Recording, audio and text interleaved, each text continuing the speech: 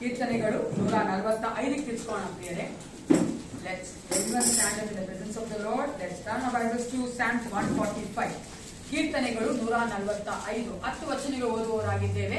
9 ವಚನ ನಾವು ಉತ್ತರ ಪ್ರದೇಶ ಓದಿಕೊಳ್ಳೋಣ, 10ನೇ ವಚನ ಒಟ್ಟಾಗಿ ಓದಿಕೊಳ್ಳೋಣ. Psalms 145 ಕೀರ್ತನೆಗಳು 145. ನಾವು 1ನೇ ವಚನ ಸ್ಟೇಜ್ ಮೇಲೆ ಓದಬೇಕಾದ್ರೆ 2ನೇ ವಚನ ನೀವು ಸಭಿಕರು ಓದಬೇಕು.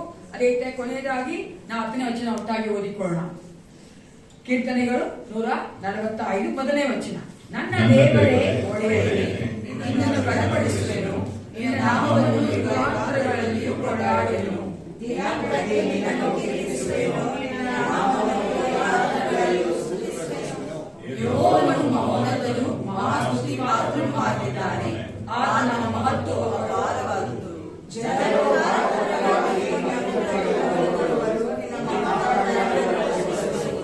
ನಾನು ಮಹಾಪ್ರಭಾವಯುತವಾದ ಮಹಿಮೆಯನ್ನು ಅದ್ಭುತ ಕಾರ್ಯಗಳನ್ನು ಧ್ಯಾನಿಸುವೆನು.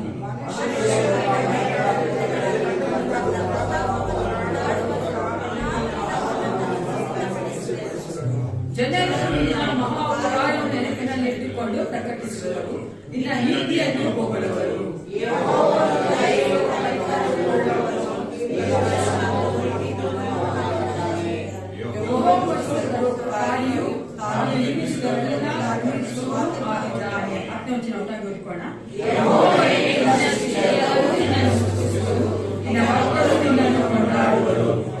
ನಮ್ಮ ದೇವರಾದ ಯೇಸು ಕ್ರಿಸ್ತನೊಬ್ಬನೇ ಎಲ್ಲಾ ಸ್ತುತಿಗಳಿಗೂ ಸ್ತೋತ್ರಗಳಿಗೂ ಮಹಿಮೆಯೂ ಯೋಗ್ಯವಾದ ದೇವನಾಗಿದ್ದಾನೆ. ಯಾಕಂದ್ರೆ ಎಲ್ಲ ಸೃಷ್ಟಿಗಳು ಆತನ ಸ್ತೋತ್ರ ಮಾಡುವಂತಹ ದೇವರು ನಮ್ಮ ದೇವರು. ಆತನೇ ಸೃಷ್ಟಿಕರ್ತನಾಗಿದ್ದಾನೆ. ನಾವು ಆತನ ಸ್ತೋತ್ರ ಮಾಡುವಂತದ್ದು ನಮ್ಮ ಒಂದು ಆಶೀರ್ವಾದಕ್ಕಾಗಿ ಪ್ರಿಯರೇ. ನಾವು ಆತನ ಒಂದು ಸೈಡ ಕೂಡಿ ಬಂದಿದ್ದೇವೆ ಅಂದ್ರೆ ನಮ್ಮ ಬಲವಲ್ಲ, ನಮ್ಮ ಜ್ಞಾನವಲ್ಲ, ಆತ ನಮ್ಮನ್ನು ಕರ್ಕೊಂಡ್ ಬಂದಿದ್ದಾನಲ್ಲ.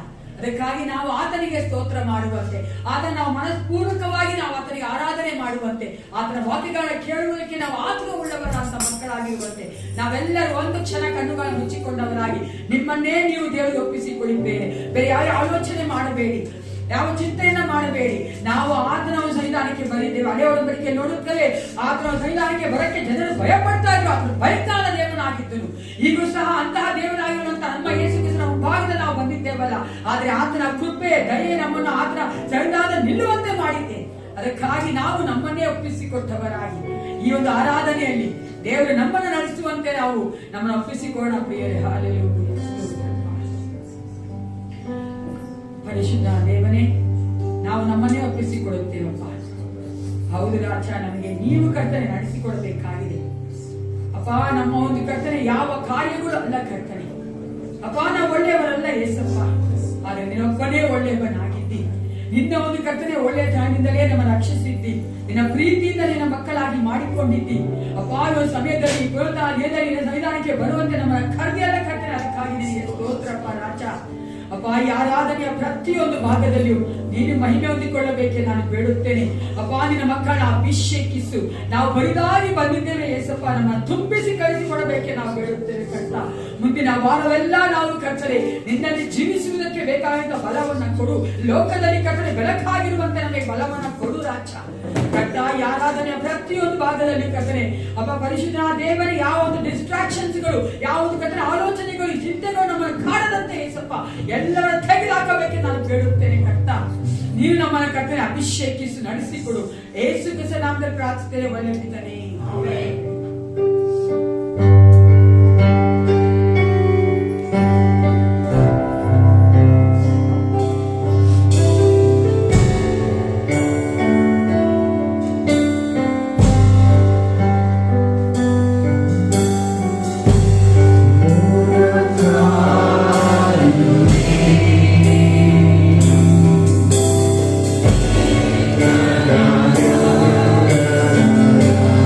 It's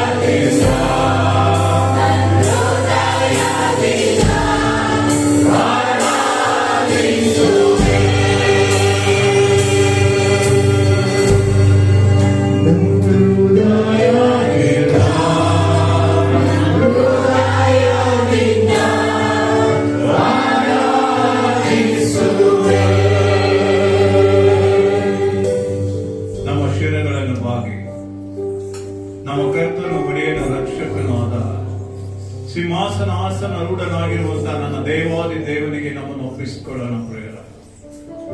ದೇವರು ನಮ್ಮ ಹೃದಯಗಳಿಂದ ಆತನನ್ನು ಸ್ತುತಿಸುವುದು ಬಯಸುವಂತವನಾಗಿದ್ದಾನೆ. ಈ ಮುಂಜಾನೆ ವೇಳೆ ನಮ್ಮ ಹೃದಯಗಳನ್ನು ಆತನಿಗೆ ಒಪ್ಪಿಸಿಕೊಳ್ಳೋಣ. ನಮ್ಮ ಹೃದಯದಲ್ಲಿರುವಂತಹ, ನಮ್ಮ ಶರೀರ, ನಮ್ಮ ಆಲೋಚನೆಗಳಲ್ಲಿರುವಂತಹ ಎಲ್ಲ ಕಲ್ಮಶಗಳನ್ನು ತೊಳೆಯುವಂತಹ ಪರಿಶುದ್ಧಾತ್ಮನನ್ನು ನಮ್ಮ ಮುಂಭಾಗದಲ್ಲಿ ಕೇಳಿಕೊಳ್ಳೋಣ ಪ್ರಿಯರ. ಇದೊಬ್ಬ ನಮ್ಮನ್ನು ಉಪಯೋಗಿಸಿಕೊ. ದೇವರ ಆರಾಧನೆ ಮಾಡುವುದಕ್ಕೆ ಪರಿಶುದ್ಧ ಜನಾಂಗವನ್ನು ನೀನು ಆದುಕೊಂಡಂತೆ ಈ ದಿನ ನಮ್ಮನ್ನು ನೀನು ನಿನ್ನ ಆರಾಧನೆಗಾಗಿ ಉಪಯೋಗಿಸಿಕೊ ಎಂಬುದಾಗಿ ನಮ್ಮ ಹೃದಯ ಪೂರ್ವಕವಾದಂತಹ ಆರಾಧನೆ ಮಾಡುವುದಕ್ಕೆ, ಆತನನ್ನು ಸ್ತುತಿ ಘನ ಮಹಿಮೆಗಳನ್ನು ಪಡಿಸುವುದಕ್ಕಾಗಿ ಉಪಯೋಗಿಸಿಕೊಳ್ಳುವಂತ ನಮ್ಮನ್ನು ಆತನಿಗೆ ಸಂಪೂರ್ಣವಾಗಿ ಸಮರ್ಪಿಸೋಣ ಪ್ರಿಯ. Sorry.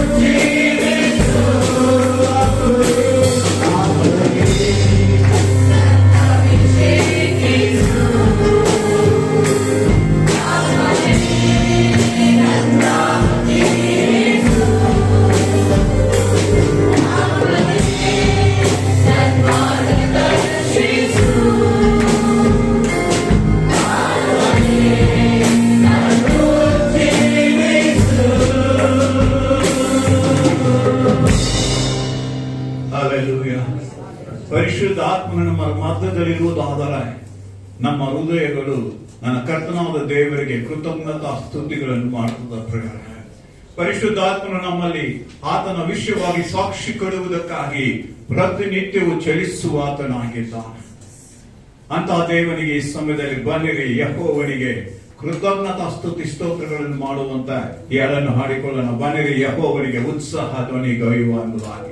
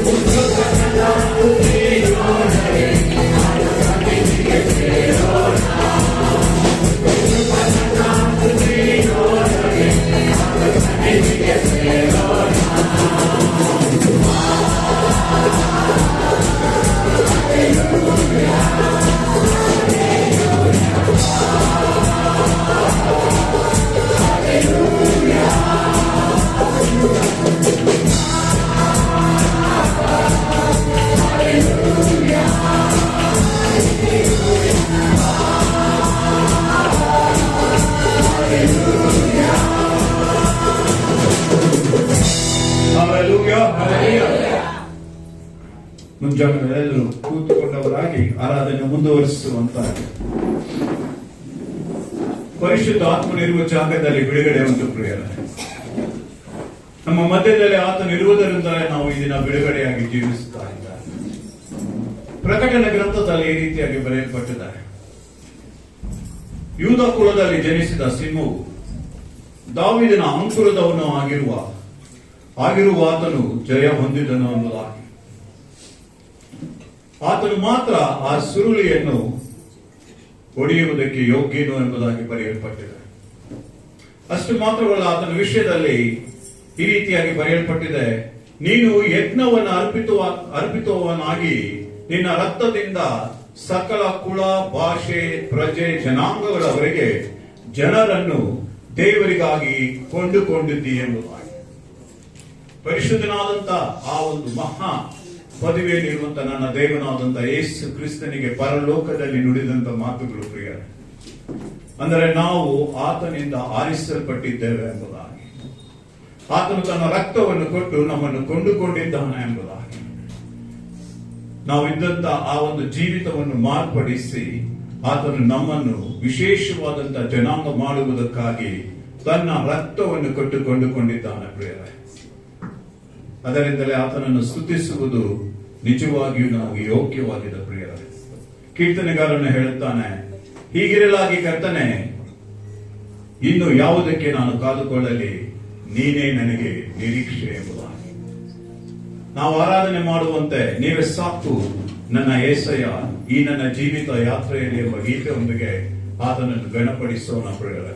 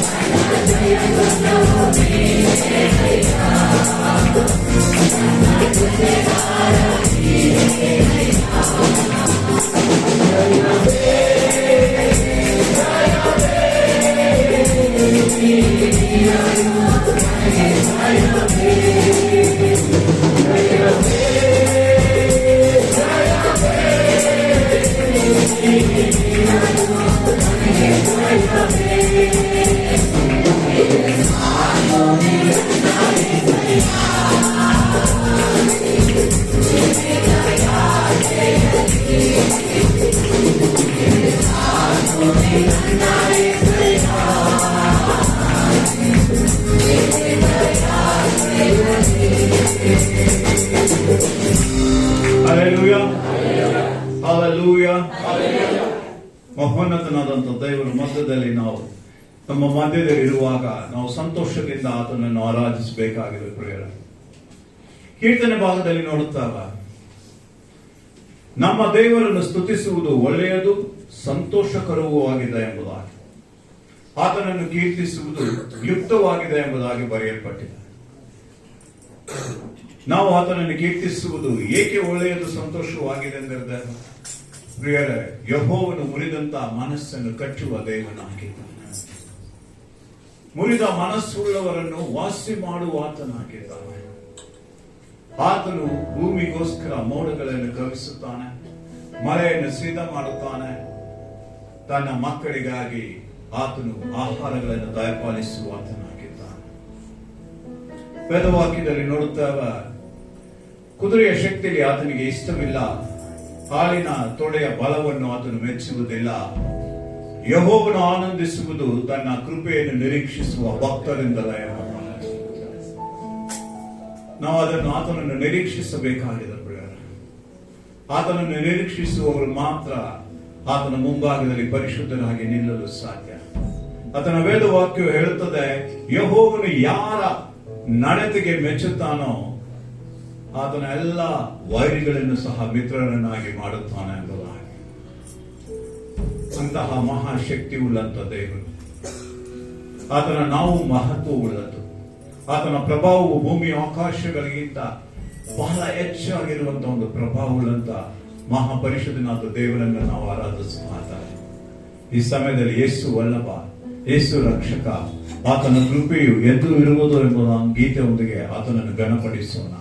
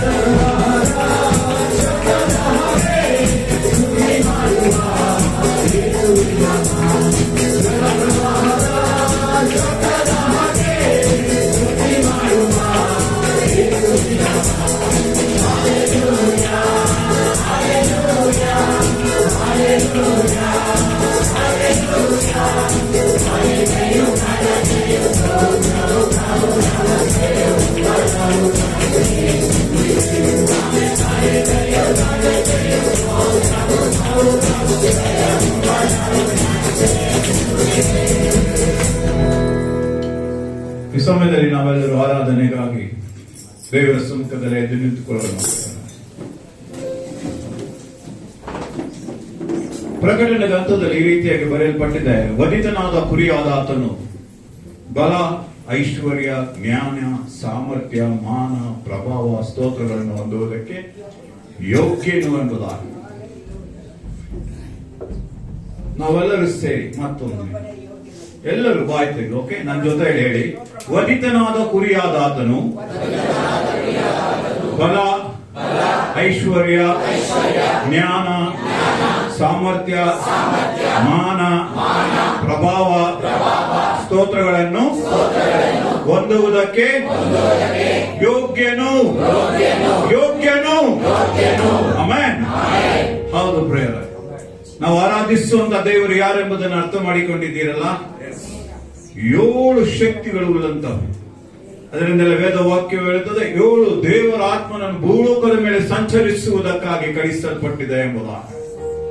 ಅಷ್ಟು ಮಾತ್ರವಲ್ಲದೆ ಆತನ ವಿಷಯದಲ್ಲಿ ಹೇಳಿದೆ, ಇದಲ್ಲದೆ ಆಕಾಶದಲ್ಲಿಯೂ ಭೂಮಿಯ ಮೇಲೆಯೂ ಭೂಮಿಯ ಕೆಳಗೂ ಸಮುದ್ರದ ಮೇಲೆಯೂ ಇರುವ ಎಲ್ಲಾ ಸೃಷ್ಟಿಗಳು, ಅಂದರೆ ಭೂಮಿ, ಆಕಾಶ, ಸಮುದ್ರಗಳು ಇರುವುದೆಲ್ಲವೂ ಸಿಂಹಾಸನ ಆಸನನಿಗೂ ಯಜ್ಞದ ಕುರಿಯಾದ ಆತನಿಗೂ ಸ್ತೋತ್ರ, ಮಾನ, ಪ್ರಭಾವ, ಆಧಿಪತ್ಯಗಳು ಯುಗ ಯುಗಾಂತರಗಳು ಇರಲಿ ಎಂದು ಹೇಳಿ ಆರಾಧಿಸುತ್ತಾರೆ. ನಾವು ಭೂಲೋಕದಲ್ಲಿ ಮಾಡುವುದು ಛಾಯೆ ಪ್ರಿಯರೇ. ಪರಲೋಕದಲ್ಲಿ ಆರಾಧಿಸುವಂತವನನ್ನೇ ನಾವು ಭೂಲೋಕದಲ್ಲಿ ಆರಾಧಿಸುತ್ತಿದ್ದೇವೆ. ಆಮೆನ್. ಅದಕ್ಕಾಗಿ ನಾವು ಭಯಪಡಬೇಕಾಗಿಲ್ಲ, ಮನಗುಂದಬೇಕಾಗಿಲ್ಲ, ವ್ಯಸನ ಪಡಬೇಕಾಗಿಲ್ಲ, ದುಃಖದಲ್ಲಿರಬೇಕಾಗಿಲ್ಲ. ಇದು ನಾವು ಬಿಡುಗಡೆ ಹೊಂದಿದವರು. ಆಮೆನ್.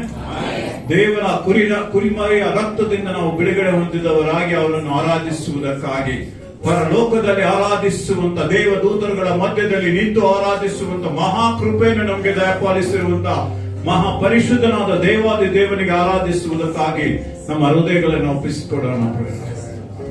ನಮ್ಮ ಹೃದಯಗಳನ್ನು ಸಂಪೂರ್ಣವಾಗಿ ಒಪ್ಪಿಸಿಕೊಡೋಣ.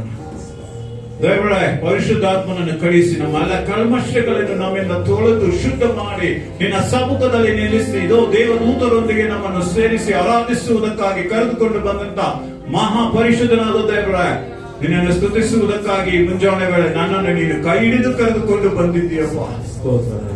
ಎಬ್ಬಿಸಿ ತಟ್ಟಿ ಕೈ ಹಿಡಿದು ಕರೆದುಕೊಂಡು ಬಂದಿದ್ದೀಯಯ್ಯ. ತಪ್ಪಿಸಿಕೊಳ್ಳಬೇಡ ಮಗನೇ ಎಂಬುದಾಗಿ ಹೇಳಿ, ದೂರ ಸರಿಯಬೇಡ ಎಂಬುದಾಗಿ ಹೇಳಿ, ಇದು ನಾನು ನಿನ್ನನ್ನು ಕೈ ಹಿಡಿದು ನಡೆಸುವಂತ ಮಹಾಪರಿಶುದ್ಧನಾದ ದೇವರು ಎಂಬುದಾಗಿ. ಆಕಾಶದಲ್ಲಾಗಲಿ, ಭೂಮಿಯಲ್ಲಾಗಲಿ, ಭೂಮಿಯ ಕೆಳಗೆ ಆಗಲಿ, ಇದು ಸಮುದ್ರದಲ್ಲಾಗಲಿ, ಸಮುದ್ರದಲ್ಲಿರುವುದು ಎಲ್ಲವುಗಳನ್ನು ನಾನು ಸೃಷ್ಟಿಸಿದಂತ ದೇವರು. ನಾನು ನಿನ್ನನ್ನು ನಡೆಸುವುದಿಲ್ಲವೋ, ನಾನು ನಿನ್ನನ್ನು ಕೈ ಬಿಟ್ಟು ಬಿಡುತ್ತೇನೋ, ನಾನು ಬಿಡದ ಹಾಗೆ ಕೈ ಹಿಡಿದುಕೊಳ್ಳುವ ದೇವರು ಎಂಬುದಾಗಿ ವಾಗ್ದಾನಗಳನ್ನು ಮಾಡಿದಂತಹ ದೇವರನ್ನು ಆರಾಧಿಸುವುದಕ್ಕಾಗಿ ಮುಂಚಾನೆ ವೇಳೆ ಆತನ ಸಮ್ಮುಖದಲ್ಲಿ ನಾವು ಗುಡಿ ಬಂದಿದ್ದೇವೆ ಪ್ರಿಯರು. ಆತನಿಗೆ ಒಪ್ಪಿಸಿಕೊಡೋಣ. ಕೆರೂಬಿಯರು ಸೆರಾಫಾಯರುಗಳು ಸ್ತುತಿಸುವಂತ ದೇವರನ್ನು ಸ್ತುತಿಸುವುದಕ್ಕಾಗಿ ಕರೆದುಕೊಂಡು ಬಂದಿದ್ದಾನೆ. ಸಮ್ಮುಖದಲ್ಲಿ ನಾವು ಒಪ್ಪಿಸಿಕೊಡೋಣ ಪ್ರಿಯರು.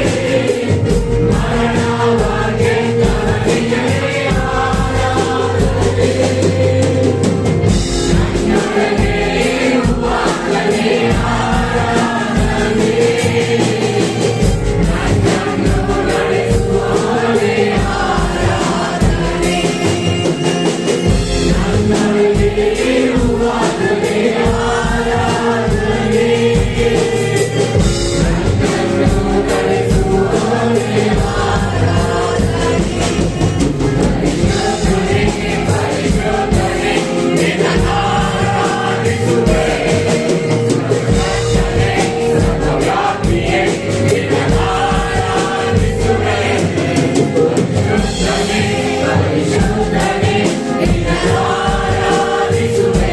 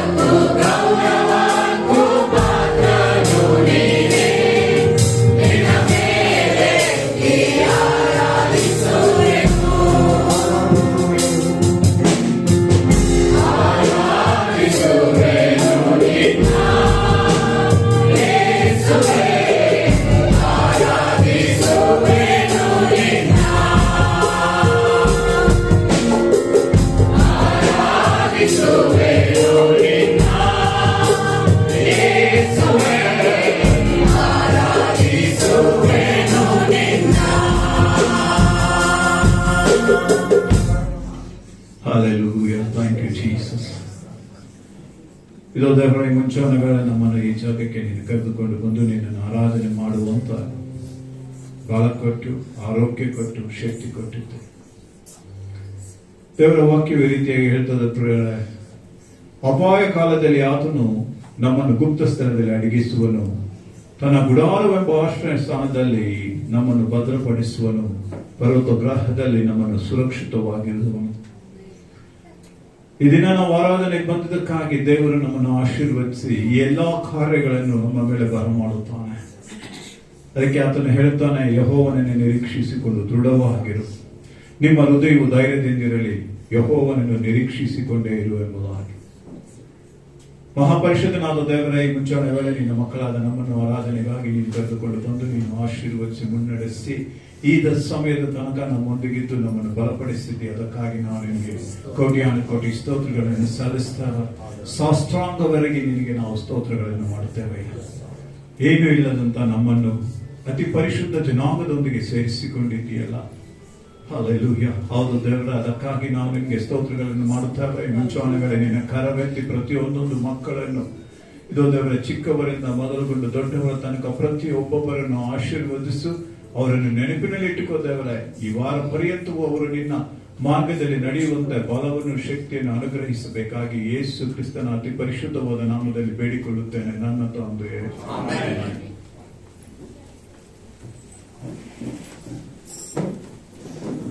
ನಾವು ನಿಂತಿರುವಂತೆ ನಮ್ಮ ಸತ್ಯವೇದಗಳನ್ನ ಮೊದಲನೇ ಕೊರಿಂಥೀಯರಿಗೆ ಬರೆದ ಪತ್ರಿಕೆ 4ನೇ ಅಧ್ಯಾಯ 16ರಿಂದ 18ನೇ ವಚನ ಓದುವವರಾಗಿದ್ದೇವೆ. ನಾವು ನಿಂತಿರುವಂತೆ ನಮ್ಮ ಸತ್ಯವೇದಗಳನ್ನ let's turn our Bibles to 2 Corinthians chapter 4 verses 16 to 18. ಪೌಲನು ಕೊರಿಂಥೀಯರಿಗೆ ಬರೆದ 2ನೇ ಪತ್ರಿಕೆಯಲ್ಲಿ 4ನೇ ಅಧ್ಯಾಯ 16ರಿಂದ 18ನೇ ವಚನ. 2 Corinthians chapter 4 verses 16 to 18. ಎಲ್ಲರೂ ಒಟ್ಟಾಗಿ ಓದಿಕೊಳ್ಳೋಣ ವಚನಗಳನ್ನ. ಎಲ್ಲ ತೆಗೆದುಕೊಳ್ಳಿ. 2 ಕೊರಿಂಥೀಯರಿಗೆ ಬರೆದ ಪತ್ರಿಕೆ 4ನೇ ಅಧ್ಯಾಯದಲ್ಲಿ 16ರಿಂದ 18ನೇ ವಚನ ಓದಿಕೊಳ್ಳೋಣ.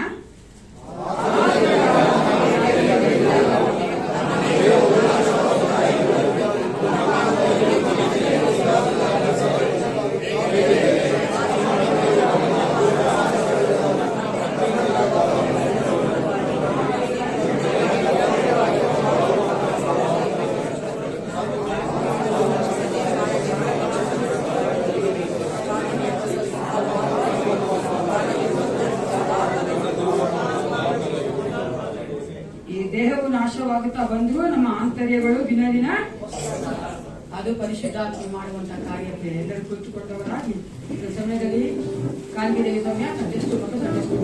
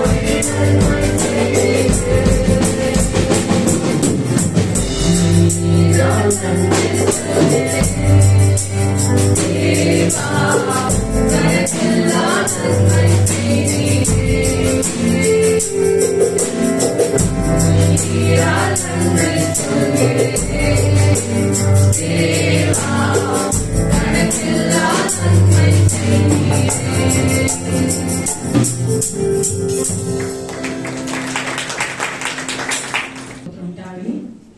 ದೇವರ ಕೃಪೆಯಿಂದ ನಾವು ನಮ್ಮ ಸಭೆಯಲ್ಲಿ ಸೌತ್ ಇಂಡಿಯಾ 3 ಭಾಷೆಗಳಿದ್ದೇವೆ. ಒಬ್ಬರೇ ಒಬ್ಬರಿಲ್ಲ, ಮಲಯಾಳೀಸ್ ತಾನೇ. ಅವರು ಕೂಡ ಬರ್ಬೇಕಂತ ಮುಂದಿನ ದಿನ ನಾವು ಪ್ರಾರ್ಥನೆ ಮಾಡಿ. ಅವಾಗ ನಮ್ಮ ಸೌತ್ ಇಂಡಿಯಾ ಎಲ್ಲ ನಮ್ಮ ಜನಗಳು ನಮ್ಮ ಸಭೆಯಲ್ಲಿ ಇರ್ತಾರೆ. ಹಾಲೆಲೂಯಾ. ಈ ಒಂದು ಸಮಯದಲ್ಲಿ ಈ ವಾರದ ಜನ್ಮದಲ್ಲಿ ಆಚರಿಸಿಕೊಳ್ಳುವಂತವರು ಮೊದಲನೇ ಆಚರಿಸಿಕೊಳ್ಳುವಂತವರು ದಯವಿಟ್ಟು ಎದುರಿಸಿಕೊಂಡು ನಮಗಾಗಿ ಪ್ರಾರ್ಥನೆ ಮಾಡ್ತಾರೆ. ನಿಖಿತ್ಗೆ ವೆಡ್ಡಿಂಗ್ ಡೇ ಪ್ರಾರ್ಥನೆ ಮಾಡಿಕೊಳ್ಳೋಣ. ಭೂಮಿ ಆಕಾಶಗಳ ಒಡೆಯಾದ ಪರಲೋಕ ತಂದೆ, ಅಪ್ಪ ಪಿತನೇ, ಈ ಒಂದು ಬೆಳಗಿನ ಜಾವಕ್ಕಾಗಿ ನನಗೆ ಸ್ತೋತ್ರ ಉಂಟಾಗಲಿ ಕರ್ತ. ಅಪ್ಪ, ನಮ್ಮನ್ನು ಎಷ್ಟು ಸುಂದರವಾಗಿ ಸುರಕ್ಷಿತವಾಗಿ ವಾರವೆಲ್ಲ ಕಾಯ್ದುಕೊಂಡು ಬಂದಿದ್ದಿ. ಒಂದು ದಿನದಲ್ಲಿ ಕರ್ತ ನೀನು ಸರಿದಾಗಿ ಕರ್ಕೊಂಡು ಬಂದಿದ್ದಿ, ಅದಕ್ಕಾಗಿ ನನಗೆ ಸ್ತೋತ್ರ. ವಿಶೇಷವಾಗಿ ನಿನ್ನ ಮಕ್ಕಳ ಅಂತ ಸಂಪತ್ತನ್ನ ಅಂಜು ನಿಮ್ಮ ಪಾಸನಿಗೆ ಒಪ್ಪಿಸಿಕೊಡುತ್ತೇನೆ. ಅಪ್ಪ, ಅವರ ದಾಂಪತ್ಯ ಜೀವಿತವನ್ನು ಆಶೀರ್ವದಿಸಿದ್ದಿ. ಇಂದಿನ ವರ್ಷಕ್ಕಿಂತ ಮುಂದಿನ ವರ್ಷ ಇನ್ನೂ ಅಧಿಕವಾಗಿ ಒಬ್ಬರೊಬ್ಬರು ಅರ್ಥ ಮಾಡಿಕೊಳ್ಳುವಂತೆ, ಹೌದು ಏಸಪ್ಪ, ನಿನಗಾಗಿ ಜೀವಿಸುವಂತೆ, ಅವ್ರಿಗೆ ಕೊಟ್ಟಿರುವಂತ ಮಕ್ಕಳಿಬ್ಬರಿಗೆ ಕರ್ತನೆ ಮಾದರಿಯಾಗಿರುವಂತೆ ಆ ಮಕ್ಕಳಿಗೆ ಬೇಕಾಗಿರುವಂತಹ ಬಲವನ್ನ ಕೊಡು ರಾಜ. ಹೌದು ಏಸಪ್ಪ, ಅವರೆಲ್ಲ ಅಗತ್ಯಗಳನ್ನ ಪೂರೈಸಿಕೊಡು. ಅವರ ಜೀವಿತದಲ್ಲಿ ಈ ಲೋಕದಲ್ಲಿ ಏನೆಲ್ಲ ಆ ಆಶೀರ್ವಾದ ನೀನು ಕೊಡಬೇಕೆಂದಿದ್ಯೋ ಅದು ಯಾವುದು ತಡೆಪಡದಂತೆ ಕರ್ತನೆ ಆ ಮಕ್ಕಳು ಹೊಂದಿಕೊಳ್ಳುವಂತೆ ನೀನು ಕಾರ್ಯ ಮಾಡು. ಅಪ್ಪ, ನಿಮ್ಮ ಸಮಯದಲ್ಲಿ ಕರ್ತ ನಿನ್ನ ಮಗಾದ ಫೆವೆಲ ಆಂಟಿನ ಕಾಂತನ ನಿನ್ನ ಪಾಸನಿಗೆ ಒಪ್ಪಿಸಿಕೊಡುತ್ತೇನೆ. ಅವರ ಮದುವೆ ದಿನ ಆಶೀರ್ವದಿಸು ರಾಜ. ಏಸಪ್ಪ, ವಯಸ್ಸಾದ ಕಾಲದಲ್ಲಿ ಅವರ ಮಕ್ಕಳಿಗೆ ಬೇಕಾದ ಒಳ್ಳೆ ಆರೋಗ್ಯ ದಯಪಾಲಿಸಿಕೊಡು, ಆಶೀರ್ವಾದ ಕೂಡಿಸಿಕೊಡು ಕರ್ತ. ಹೌದು ರಾಜ, ಅವರಿಗೆ ಕೊಟ್ಟಿರುವಂತಹ ಕುಟುಂಬಕ್ಕಾಗಿ ನಿನಗೆ ಸ್ತೋತ್ರ. ಅವರ ಮಕ್ಕಳಿಗಾಗಿ ಮೊಮ್ಮಕ್ಕಳಿಗಾಗಿ ಹೌದು ರಾಜ, ನೀನೇ ಅವರನ್ನು ಆಶೀರ್ವದಿಸಿ ಇನ್ನು ಮುಂದಿನ ದಿನಗಳಲ್ಲಿ ಅವೆಲ್ಲರೂ ನಿನ್ನ ಮಕ್ಕಳಾಗಿ ಮಾರ್ಪಡುವಂತೆ ಕಾರ್ಯ ಮಾಡು ಕರ್ತನೆ. ಒಂದು ಸಮಯದಲ್ಲಿ ನಿಖಿತ್ ಮಗನಿಗೆ ಒಪ್ಪಿಸಿಕೊಡುತ್ತೇನೆ. ಚಿಕ್ಕ ವಯಸ್ಸಿನಲ್ಲಿ ಆ ಮಗನಿನ ಮಗನಾಗಿ ಮಾರ್ಪಟ್ಟು ನಿನ್ನಲ್ಲಿ ಬೆಳೆಯುವಂತೆ ಕಾರ್ಯ ಮಾಡು. ಆ ಮಗನಿಗೆ ಬೇಕಾದ ಒಳ್ಳೆ ಆರೋಗ್ಯ ದಯಪಾಲಿಸಿಕೊಡು, ವಿದ್ಯಾಭ್ಯಾಸದ ಜ್ಞಾನವನ್ನು ಕೊಡು ಕರ್ತ. ಹೌದು ಏಸಪ್ಪ, ಈ ಮಕ್ಕಳೆಲ್ಲರನ್ನ ನೀನೇ ಕರ್ತನೆ ಆಶೀರ್ವದಿಸಿ ಮುನ್ನಡೆಸಬೇಕೆಂದು ಹೇಳಿಕೊಡುತ್ತೇನೆ. ಈ ಒಂದು ಸಮಯದಲ್ಲಿ ಕರ್ತ ನಿನ್ನ ಒಂದು ರಾಜ್ಯಕ್ಕಾಗಿ ಕರ್ತ ನಿನ್ನ ಒಂದು ಸಭೆಗಾಗಿ ಕೊಟ್ಟಿರುವಂತಹ ಕಾಣಿಕೆಗಳನ್ನ ದಶಭಾಗಗಳನ್ನ ಆಶೀರ್ವದಿಸು ಏಸಪ್ಪ. ಇದು ನಿನ್ನದಾಗಿದೆ ಕರ್ತನೆ. ನೀವು ನಮಗೆ ಕೊಟ್ಟಿರುವಂತಹ ಆಶೀರ್ವಾದ ನಿಮಗೆ ನಾವು ವಾಪಸ್ ಕೊಟ್ಟಿದ್ದೇವೆ. ಇದನ್ನು ನಿನ್ನ ಒಂದು ಮಹಿಮೆಗಾಗಿ ಉಪಯೋಗಿಸಿಕೊಳ್ಳಬೇಕೆ ನಾನು ಬೇಡುತ್ತೇನೆ ಕರ್ತನೆ. ಹೌದು ರಾಜ, ಕೊಡದೇ ಇರುವಂತಹ ಮಕ್ಕಳು ಮುಂಬರುವ ದಿನಗಳಲ್ಲಿ ಕೊಡುವುದಕ್ಕೆ ಬಲವನ್ನ ಕೊಡು ಅಪ್ಪ. ಸಂತೋಷವಾಗಿ ನೀನು ರಾಜ್ಯದಲ್ಲಿ ಬಿತ್ತುವುದಕ್ಕೆ ನಮಗೆ ಸಹಾಯ ಮಾಡು ಕರ್ತ. ಬಲಪಡಿಸಿ ನಡೆಸು. ಯೇಸು ಕ್ರಿಸ್ತನ ನಾಮದಲ್ಲಿ ಪ್ರಾರ್ಥಿಸ್ತೇನೆ, ಒಳ್ಳೆಯ ಪಿತನೇ.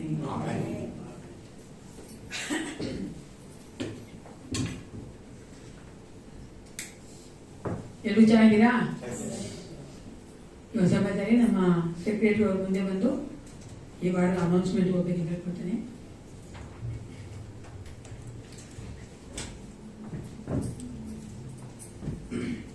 ಈ ವಾರದ ಪ್ರಕಟಣೆಗಳು.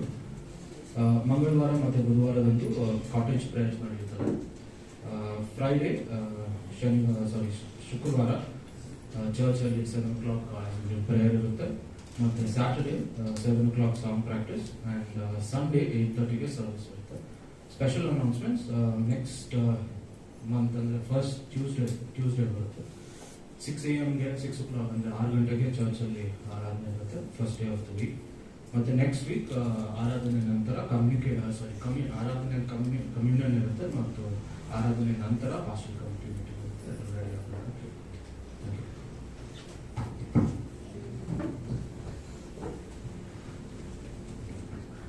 ಇನ್ನೂ ಒಬ್ರು ಸಹ ನಮ್ಮ ಸಭೆಗೆ ಬರಬೇಕು, ಆಂಗ್ಲೋ ಇಂಡಿಯನ್ಸ್ ಅಲ್ವಾ. ನಮ್ಮ ಮಕ್ಕಳು ಇಂಗ್ಲಿಷ್ ಜಾಸ್ತಿ ಬರ್ತಾರೆ. ಮುಂದಿನ ದಿನಗಳಲ್ಲಿ ನಾವು 2 ಆರಾಧನೆ ಮಾಡಿ ಒಂದು ಆರಾಧನೆಯಲ್ಲಿ ಆಂಗ್ಲೋ ಇಂಡಿಯನ್ಸ್ ಅನ್ನು ಮಾಡಬೇಕು. ಅವ್ರು ಮಾತ್ರ ಮಾಡಬೇಕು, ಇಂಗ್ಲಿಷ್ ಅವ್ರಿಗೆ ನಮ್ಮ ಮಕ್ಕಳು ಇಂಗ್ಲಿಷ್ ನಡೆಸ್ಕೊಡ್ತಾರೆ ಅಲ್ವಾ. ದೇವರು ತಾನೇ ನಮ್ಮ ಸಭೆಯನ್ನು ಆಶೀರ್ವದಿಸಿ ಬರ್ತಾ ಇದ್ದಾನೆ. ನೀವು ಕೇಳುವಂತೆ ಈ ಒಂದು ಮಂಗಳವಾರದಂದು ಬೆಳಿಗ್ಗೆ 6 ಗಂಟೆಗೆ ತಿಂಗಳ ಮೊದಲನೇ ಆರಾಧನೆ ಇರ್ತದೆ. ದಯವಿಟ್ಟು ನೀವು ಅದರಲ್ಲಿ ಭಾಗವಹಿಸಬೇಕು ಕೇಳ್ಕೊಳ್ತೇವೆ. ಯಾಕಂದ್ರೆ ತಿಂಗಳ ಸಂಪೂರ್ಣವಾಗಿ ದೇವರು ನಮ್ಮೊಂದಿಗೆ ಆಶೀರ್ವದಿಸುವಂತೆ ನಾವು ಆತನ ಸಂಧಾನ ಕೂಡಿ ಬರುವವರಾಗಿದ್ದೇವೆ. ಈಗ ಈ ಒಂದು ಅನೌನ್ಸ್ಮೆಂಟ್ಗೆ ಹ್ಯಾಡ್ ಆನ್ ಆಗಿ ಒಂದು ನಮ್ಮ ಜಾನ್ ಅವರು ನಿಮ್ಗೆ ಗೊತ್ತಿರುವಂತೆ ಈ ಒಂದು ಕ್ಯಾಮ್ರಾ ರೆಕಾರ್ಡಿಂಗ್ ಸಹಾಯ ಮಾಡ್ತಾ ಇದ್ದಾರೆ. ಅವ್ರಿಗೆ ನೀವು ಸಹಾಯ ಮಾಡ್ತೀವಿ ಎಂಬ ಒಂದು ಆಸೆ ಇರುವುದಾದ್ರೆ ದಯವಿಟ್ಟು ಅವ್ರಿಗೆ ಸಹಾಯ ಮಾಡೋದಕ್ಕೆ ಮುಂದೆ ಬರಬೇಕು ನಾನು ಕೇಳ್ಕೊಳ್ತೇನೆ. ಯಾರೇ ಆಗಿರ್ಬೋದು, ನೀವು ಹೆಂಗಸರಾಗಿರ್ಬೋದು ಗಂಡಸರಾಗಿರ್ಬೋದು, ನಾನು ಮಾಡ್ತೀನಿ ಅಂತ ಹೇಳುವುದಾದ್ರೆ ದಯವಿಟ್ಟು ಅವರನ್ನ ನೀವು ಕಾಂಟ್ಯಾಕ್ಟ್ ಮಾಡಿ. ಅವ್ರು ಕೇಳ್ಕೊಂಡಿದ್ದಾರೆ, ಅವ್ರಿಗೆ ಒಂದು ಹೆಲ್ಪ್ ಬೇಕು ಅಥವಾ ಸಪೋರ್ಟ್ ಬೇಕು ಅಂತ. ಅದಕ್ಕೋಸ್ಕರವಾಗಿ ನೀವು ಯೋಚನೆ ಮಾಡಿ. ನಾವು ಸಭೆಯಲ್ಲಿ ಮಾಡುವಂತ ಪ್ರತಿಯೊಂದು ಕಾರ್ಯಗಳು ದೇವರಿಗಾಗಿ, ಆಮೇಲೆ ಆದ್ರೆ ಮಾಡೋದು ವಾಲಂಟಿಯರ್ ಆಗಿ, ಆಮೇಲೆ ಅದು ಮಾತ್ರ ವಾಲಂಟಿಯರ್ ಅಂತ ಗೊತ್ತಾಗ್ತಾ ಇರಲ್ಲ, ಸ್ವಯಂ ಪ್ರೇರಿತರಾಗಿ ಮಾಡೋದು. ಅದಕ್ಕೋಸ್ಕರ ನಾವೇನು ನಿಮ್ಗೆ ಸಂಭಾವನೆ ಕೊಡೋದಿಲ್ಲ, ಕೇಳು ಬರ್ತೀನಿ. ಯಾಕಂದ್ರೆ ದೇವರಿಗೆ ಕೊಡುವ ಆತನಾಗಿದ್ದಾನಲ್ವಾ, ಅದು ನಮಗೆ ಒಂದು ಆಶೀರ್ವಾದ ಪ್ರಿಯ. ನಾವು ನೋಡಿ 25 ವರ್ಷ ಆಗಿದೆ, ಆವಾಗಿಂದ ಯಾರೆಲ್ಲ ಮಕ್ಕಳು ದೇವ್ರ ಸಭೆಯಲ್ಲಿ ಕೆಲಸ ಮಾಡ್ಕೊಂಡು ದೇವ್ರ ಸಭೆಯಲ್ಲಿ ಸಹಾಯ ಮಾಡ್ಕೊಂಡು ಬಂದವರು ಅವ್ರನ್ನೆಲ್ಲ ದೇವರ ಆಶೀರ್ವಾದವಾಗಿಟ್ಟಿದ್ದಾರೆ ಅಲ್ವಾ. ಅದಕ್ಕೋಸ್ಕರವಾಗಿ ನಾವು ದೇವರ ಒಂದು ಸಭೆಯಲ್ಲಿ ಸೇವೆ ಮಾಡ್ತೀವಿ. ಚಿಕ್ಕದಾಗಿ ಮಾಡುವಂತ ಸೇವೆಗಳು ಸಹ ದೇವರು ಗಣನೆಗೆ ತೆಗೆದುಕೊಂಡು ಬರುವ ಆತನಾಗಿದ್ದಾನೆ. ಯಾಕಂದ್ರೆ ಅದು ಸಹ ಘನವಾದ ಒಂದು ಸೇವೆಯಾಗಿದೆ. ನಮ್ಮೆಲ್ಲರೂ ಗೊತ್ತಿರುವಂತದ್ದೇ, ಚೇರಿಲ್ಲ ಹಾಕಿಲ್ಲ ಅಂದ್ರೆ ನೀವು ಕೆಳಗಡೆ ಚೇರ್ ಇಟ್ಬಿಟ್ರೆ ನೀವೆಲ್ಲರೂ ಪ್ರತಿಯೊಬ್ಬರು ಒಂದು ಚೇರ್ ತಗೊಂಡ್ಬಂದು ಕೂತ್ಕೊಬೇಕಿಲ್ಲ. ಅವಾಗ ಎಷ್ಟು ಕಷ್ಟ ಆಗ್ತಾ ಇತ್ತು. ದೇವರೊಳಗೆ ಎಷ್ಟು ಚೆನ್ನಾಗಿ ಒಬ್ಬರು ಕೊಟ್ಟಿದ್ದಾರೆ, ಚೇರ್ ಹಾಕಿರ್ತಾರೆ, ನಾವು ಸ್ಟೈಲ್ ಆಗಿ ಆರಾಮಾಗಿ ಬಂದು ಕೂತ್ಕೊತೀವಿ ಅಲ್ವಾ. ಅದಕ್ಕೂ ಬೇಕು ತಾನೆ, ಸಭೆಯಲ್ಲಿ ಚಿಕ್ಕ ಕಾರ್ಯಗಳು ಬೇಕು ಜನಗಳು. ಅದಕ್ಕೋಸ್ಕರವಾಗಿ ಈ ಚಿಕ್ಕ ಕಾರ್ಯಕ್ಕೆ ನಾನು ದೊಡ್ಡ ವಿವರಣೆ ಕೊಟ್ಟಿದ್ದೀನಿ. ನಾನು ನಂಬ್ತೀನಿ ಅಟ್ಲೀಸ್ಟ್ ಒಂದಿಬ್ರು ಬರ್ತೀರಾ ಮುಂದೆ ಅಂತ. ಈಗ ನಾವು ಒಂದು NMI ಅಲಗಸ್ಟ್ರ ಆಫರಿಂಗ್ ಅಂತ ನಾವು ತೆಗಿಬೇಕಾಗಿದೆ. ಅದನ್ನ ನಾವು ಆಫರಿಂಗ್ ನಮ್ಮ ಚರ್ಚಿನ ಕೊಡುವವರಾಗಿದ್ದೇವೆ. ಈಗ ನಾವು ತೆಗೆಯೋದಿಲ್ಲ. ಅದರ ಕುರಿತಾಗಿ ನೀವು ಒಂದು ವಿಡಿಯೋ ಕ್ಲಿಪ್ಪಿಂಗ್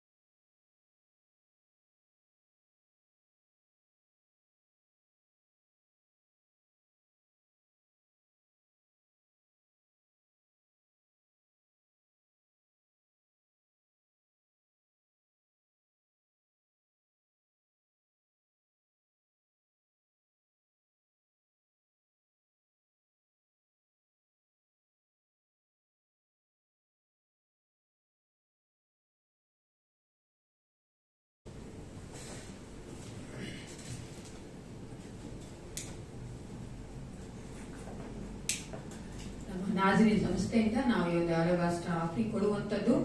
ಎಲ್ಲಾ ಕಡೆ ನಮ್ಮ ನಾಜರೀನ್ ಸಭೆ ಯಾವ ದೇಶದವರಿದೆಯೋ, ಎಲ್ಲಿ ಸಭೆಗಳಿಲ್ವೋ ಆ ಸಭೆ ಕಟ್ಟಡ ಕಟ್ಟುವುದಕ್ಕಾಗಿ ಅವರ ಒಂದು ಆಫ್ರಿಂಗ್ ಅನ್ನ ಅಥವಾ ಒಂದು ಕಾರ್ಯಗಳನ್ನ ಉಪಯೋಗಿಸ್ತಾ ಇದ್ದೇವೆ. ಅನೇಕ ಕಡೆ ಅವರು ಸಭೆಯನ್ನು ಕಟ್ಟಿಕೊಟ್ಟಿದ್ದಾರೆ, ಅನೇಕ ಕಡೆ ಅವರು ಜಾಗ ಇರಿಸಿಕೊಟ್ಟಿದ್ದಾರೆ. ಅದಕ್ಕೋಸ್ಕರವಾಗಿ ನಾವು ಈ ಒಂದು ಆಫ್ರಿಂಗ್ ನ ಅವರಿಗೆ ಕೊಡುವವರಾಗಿದ್ದೇವೆ. ನಾವು ಸಭೆಯಿಂದ ಪಾಸ್ಟರ್ ಕಮಿಟಿ ತೀರ್ಮಾನ ಮಾಡುವಂತೆ ನಾವು ಒಂದು ಅಮೌಂಟ್ ಕೊಡ್ತೇವೆ. ಅದು ನಿಮ್ಗೂ ಒಂದು ಇನ್ಫಾರ್ಮೇಶನ್ ಇರ್ಬೇಕಂತ ನಾವು ಇದನ್ನ ತೋರಿಸ್ಕೊಟ್ಟಿದ್ದೇವೆ. ಅರ್ಥ ಆಗದೆ ಇರೋಲ್ಲ ಅಳಿಯರಿ ಹೇಳ್ರಿ, ಅರ್ಥ ಆಯ್ತಲ್ಲ? ಯಾಕಂದ್ರೆ ನಾವು ಏನ್ ಮಾಡ್ತೀವಿ ಸಭೆಯಲ್ಲಿ ಅನ್ನೋದು ನಿಮಗೂ ಗೊತ್ತಿರ್ಬೇಕು. We don't want to hide anything. ನಮ್ಗೆ ಯಾವುದು ಮುಚ್ಚುಮರೆ ಬೇಡ, ನಿಮಗೂ ಅರ್ಥ ಆಗಿರ್ಬೇಕು, ನೀವು ಕೊಡಬೇಕು. ಎಷ್ಟು ಜನ ನೀವು ಕೇಳಿ, ನಾವು ಬರೋದು ಬೇರೆ ಆರಾಧನೆ ಮಾಡೋದಕ್ಕೆ ಮಾತ್ರವಲ್ಲ, ದೇವರ ಸೇವೆಗೋಸ್ಕರ ಸಹ ಬರ್ತಾ ಇದ್ದೇವೆ ಅಲ್ವಾ. ಚಿಕ್ಕ ಚಿಕ್ಕ ಕಾರ್ಯಗಳನ್ನ ಮಾಡುವುದು ಅದು ದೇವರ ಒಂದು ಮಹಿಮೆಗೋಸ್ಕರವಾಗಿ. ಈ ಒಂದು ಸಮಯದಲ್ಲಿ ನಾವು ಕಣ್ಣುಗಳನ್ನು ಮುಚ್ಚಿಕೊಂಡವರಾಗಿ ದೇವರ ವಾಕ್ಯ ಕೇಳಿಕೊಳ್ಳಿ ನಮ್ಮನ್ನು ಒಪ್ಪಿಸಿಕೊಡೋಣ.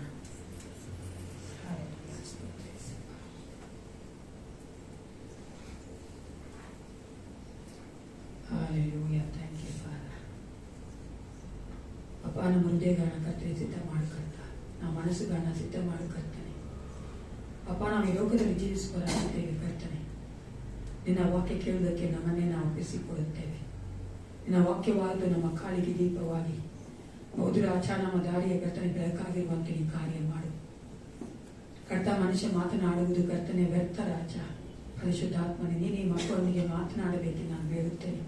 ನೀನು ನಮ್ಮ ಜೀವಿತಗಳಲ್ಲಿ ಏನ್ ಮಾಡಬೇಕೆಂದಿದ್ದೀಯೋ, ಯಾವ ರೀತಿಯಾಗಿ ನಾವು ಬೆಳೆಯಬೇಕು ನೀನು ಆಸೆ ಪಡುತ್ತೀಯೋ, ಯಾವ ರೀತಿಯಾಗಿ ನಾವು ಕರ್ತ ಈ ಲೋಕದಲ್ಲಿ ನಿನಗೆ ಕರ್ತನೆ ಅವರಿಗೆ ಸ್ವಲ್ಪ ಸಾಕ್ಷಿಗಳಾಗಿರಬೇಕೆಂದು ನೀನು ಆಸೆ ಪಡುತ್ತೀಯೋ, ಆ ಒಂದು ಕಾರ್ಯಗಳಿಗೆ ನಮ್ಮನ್ನು ಸಿದ್ಧ ಮಾಡಿಕೊಳ್ಳುವಂತ ಈ ವಾಕ್ಯದ ಮೂಲಕ ನಮ್ಮನ್ನ ಕರ್ತನೆ ಕಟ್ಟಬೇಕೆಂದು ಒಪ್ಪಿಸಿಕೊಡುತ್ತೇನೆ. ಯೇಸು ಕ್ರಿಸ್ತನ ನಾಮದಲ್ಲಿ ಪ್ರಾರ್ಥಿಸ್ತೇನೆ, ಒಳ್ಳೆಯ ಪಿತನೇ, ಆಮೆನ್.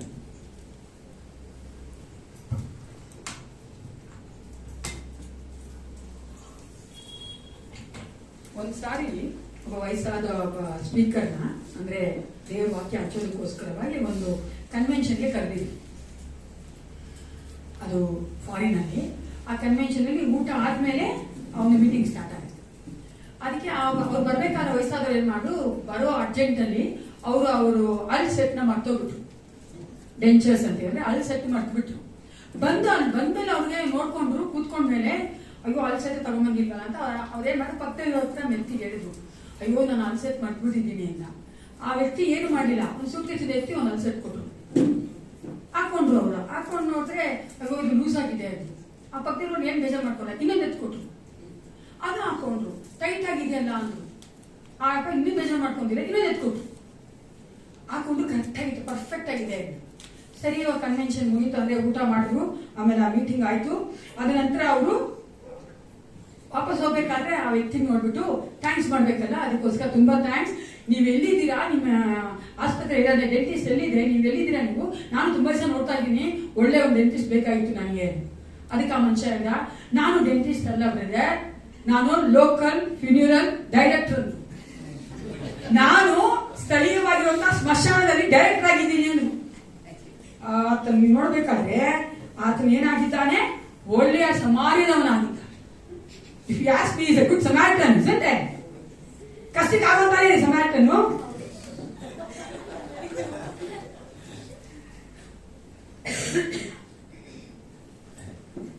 ಕೊಲೆಸರಿಗೆ ಬರೆದ ಪತ್ರಿಕೆ 3ನೇ ಅಧ್ಯಾಯ 1-17 ವಚನ ನಾವು ಧ್ಯಾನ ಮಾಡುವುದಾಗಿದ್ದೇವೆ. ಆದರೆ ಈ ದಿನ ನಾವು 1-9 ವಚನದವರೆಗೂ ಧ್ಯಾನ ಮಾಡೋಣ. ಮುಂದಿನ ವಾರ 10-17 ವಚನದವರೆಗೂ ನಾವು ಧ್ಯಾನ ಮಾಡುವುದಾಗಿದ್ದೇವೆ. Let's learn our Bibles to Colossians chapter 3.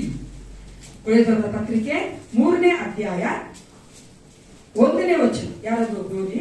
ಆದ ಕಾರಣ ನೀವು ಕ್ರಿಸ್ತನೊಂದಿಗೆ ಎಬ್ಬಿಸಲ್ಪಟ್ಟಿರುವುದರಿಂದ ಮೇಲಿರುವವರನ್ನೇ ಹುಡುಕಿರಿ. ಅಲ್ಲಿ ಕ್ರಿಸ್ತನು ದೇವರ ಬಲಗಡೆಯಲ್ಲಿ ಆಸನಾರೂಢನಾಗಿದ್ದಾನೆ. ಸಾಕು. ಆ ಮೊದಲನೇ ವಚನ ಹೇಳ್ತದೆ ಆದ ಕಾರಣ. ಹೌದು, ಯಾವ ಕಾರಣ ಅದು? ಆದ ಕಾರಣ ಅನ್ಬೇಕಾದ್ರೆ ಒಂದು ಕಾರಣ ಇದೆ.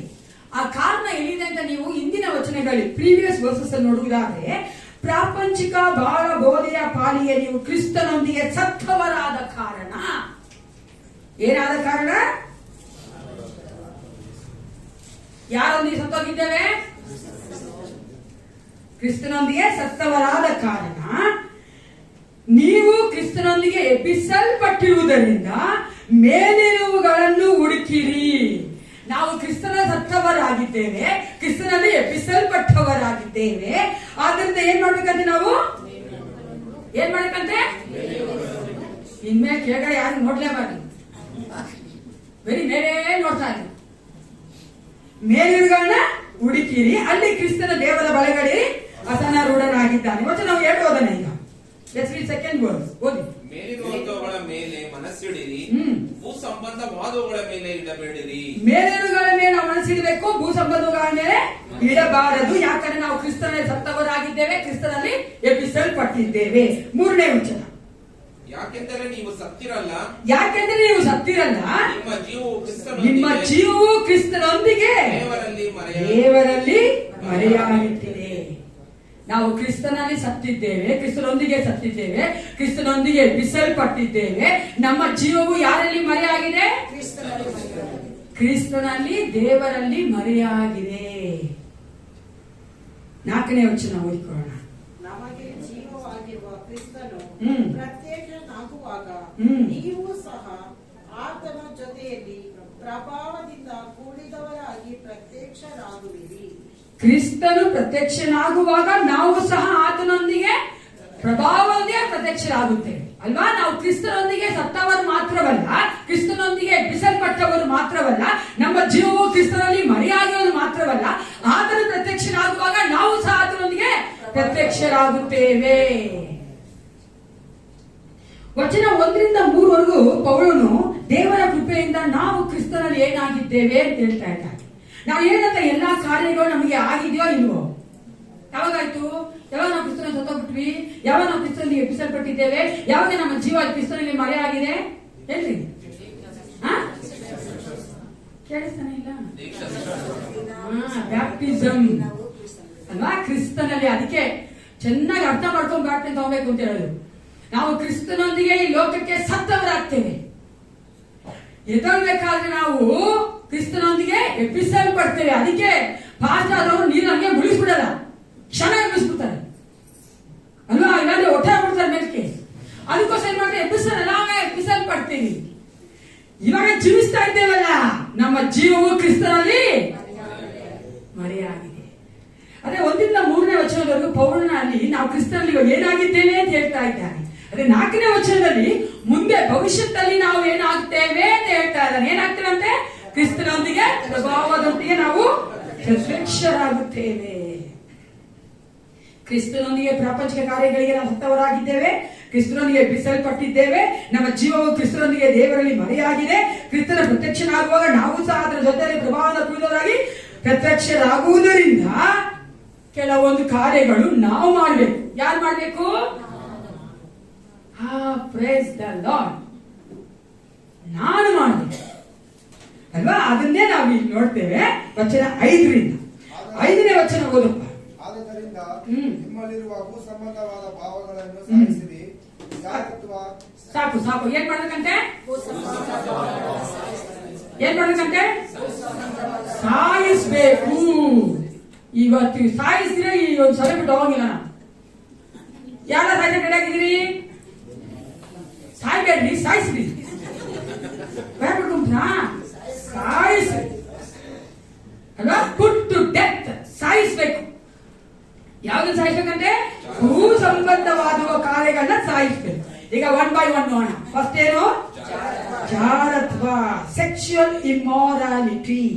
ಇದು ಬಹಳ ಭಯಂಕರವಾದ ಪ್ರಿಯರೇ. ಈ ಒಂದು ಜಾರತ್ವ ಅನ್ನೋದು ವಿಶ್ವಾಸಿಯ ಒಂದು ಆತ್ಮಿಕ ಜೀವಿತವನ್ನ ಕೆಡಿಸ್ಬಿಡ್ತದೆ. It will make a mess, ಅಂದ್ರೆ ಕೆಡಿಸ್ಬಿಡ್ತದೆ. ಅದಕ್ಕೋಸ್ಕರವಾಗಿ ನಾವೇನ್ ನೋಡ್ತೇವೆ? ಈ ಒಂದು ಜಾರತ್ವ ಅಂತ ಹೇಳ್ಬೇಕಾದ್ರೆ ಮೊಟ್ಟ ಮೊದಲನೇದಾಗಿ ನಮ್ಮ ಒಂದು ನೆನಪಿಗೆ ಬರೋದು ಯಾವ್ದು? ಸತ್ಯವೇದಲ್ಲಿ ಯಾರು ಗೊತ್ತಾ? ಯಾರು ಗೊತ್ತಾ ನಿಮ್ಗೆ? ಸತ್ಯವೇದಲ್ಲಿ ಅಲೆ ಹೊಡೆದು ಬಿಡ್ಕೊ ಒಬ್ಬ ಹೀರೋ ಇದ್ದಾರೆ. ಸ್ಯಾಮ್ಸನ್. ಒಳ್ಳೆ ಕಾಲ ನಮ್ಮ ಸಭೆಯಲ್ಲಿ ಯಾರು ಸ್ಯಾಮ್ಸನ್ ಅಂತ ಹೆಸರಿಟ್ಕೊಂಡಿಲ್ಲ ಅಲ್ವಾ? ಸ್ಯಾಮ್ಸನ್ ನೀವು ನೋಡಿದ್ರೆ ಅವನು ದೇವರು ಕೊಟ್ಟಂತಹ ಒಂದು ಸೇವೆನ ಕಳ್ಕೊಂಡ್ಬಿಟ್ಟ, ದೇವರು ಕೊಟ್ಟಂತಹ ಒಂದು ವಿಷಯನ ಕಳ್ಕೊಂಡ್ಬಿಟ್ಟ, ದೇವರು ಕೊಟ್ಟಂತಹ ಶಕ್ತಿಯನ್ನ ಕಳ್ಕೊಂಡ್ಬಿಟ್ಟ. ಯಾಕಕ್ಕೋಸ್ಕರವಾಗಿ? ಡೆಲೇರಿಯಾ, ಆ ಒಂದು ಡೆಲೇರಿಯಾ ನೋಡ್ತೀವಲ್ಲ, ಆಕೆಗೋಸ್ಕರವಾಗಿ. ಅದೊಂದು ಜಾರತ್ವದಿಂದ ಪ್ರಿಯರೇ.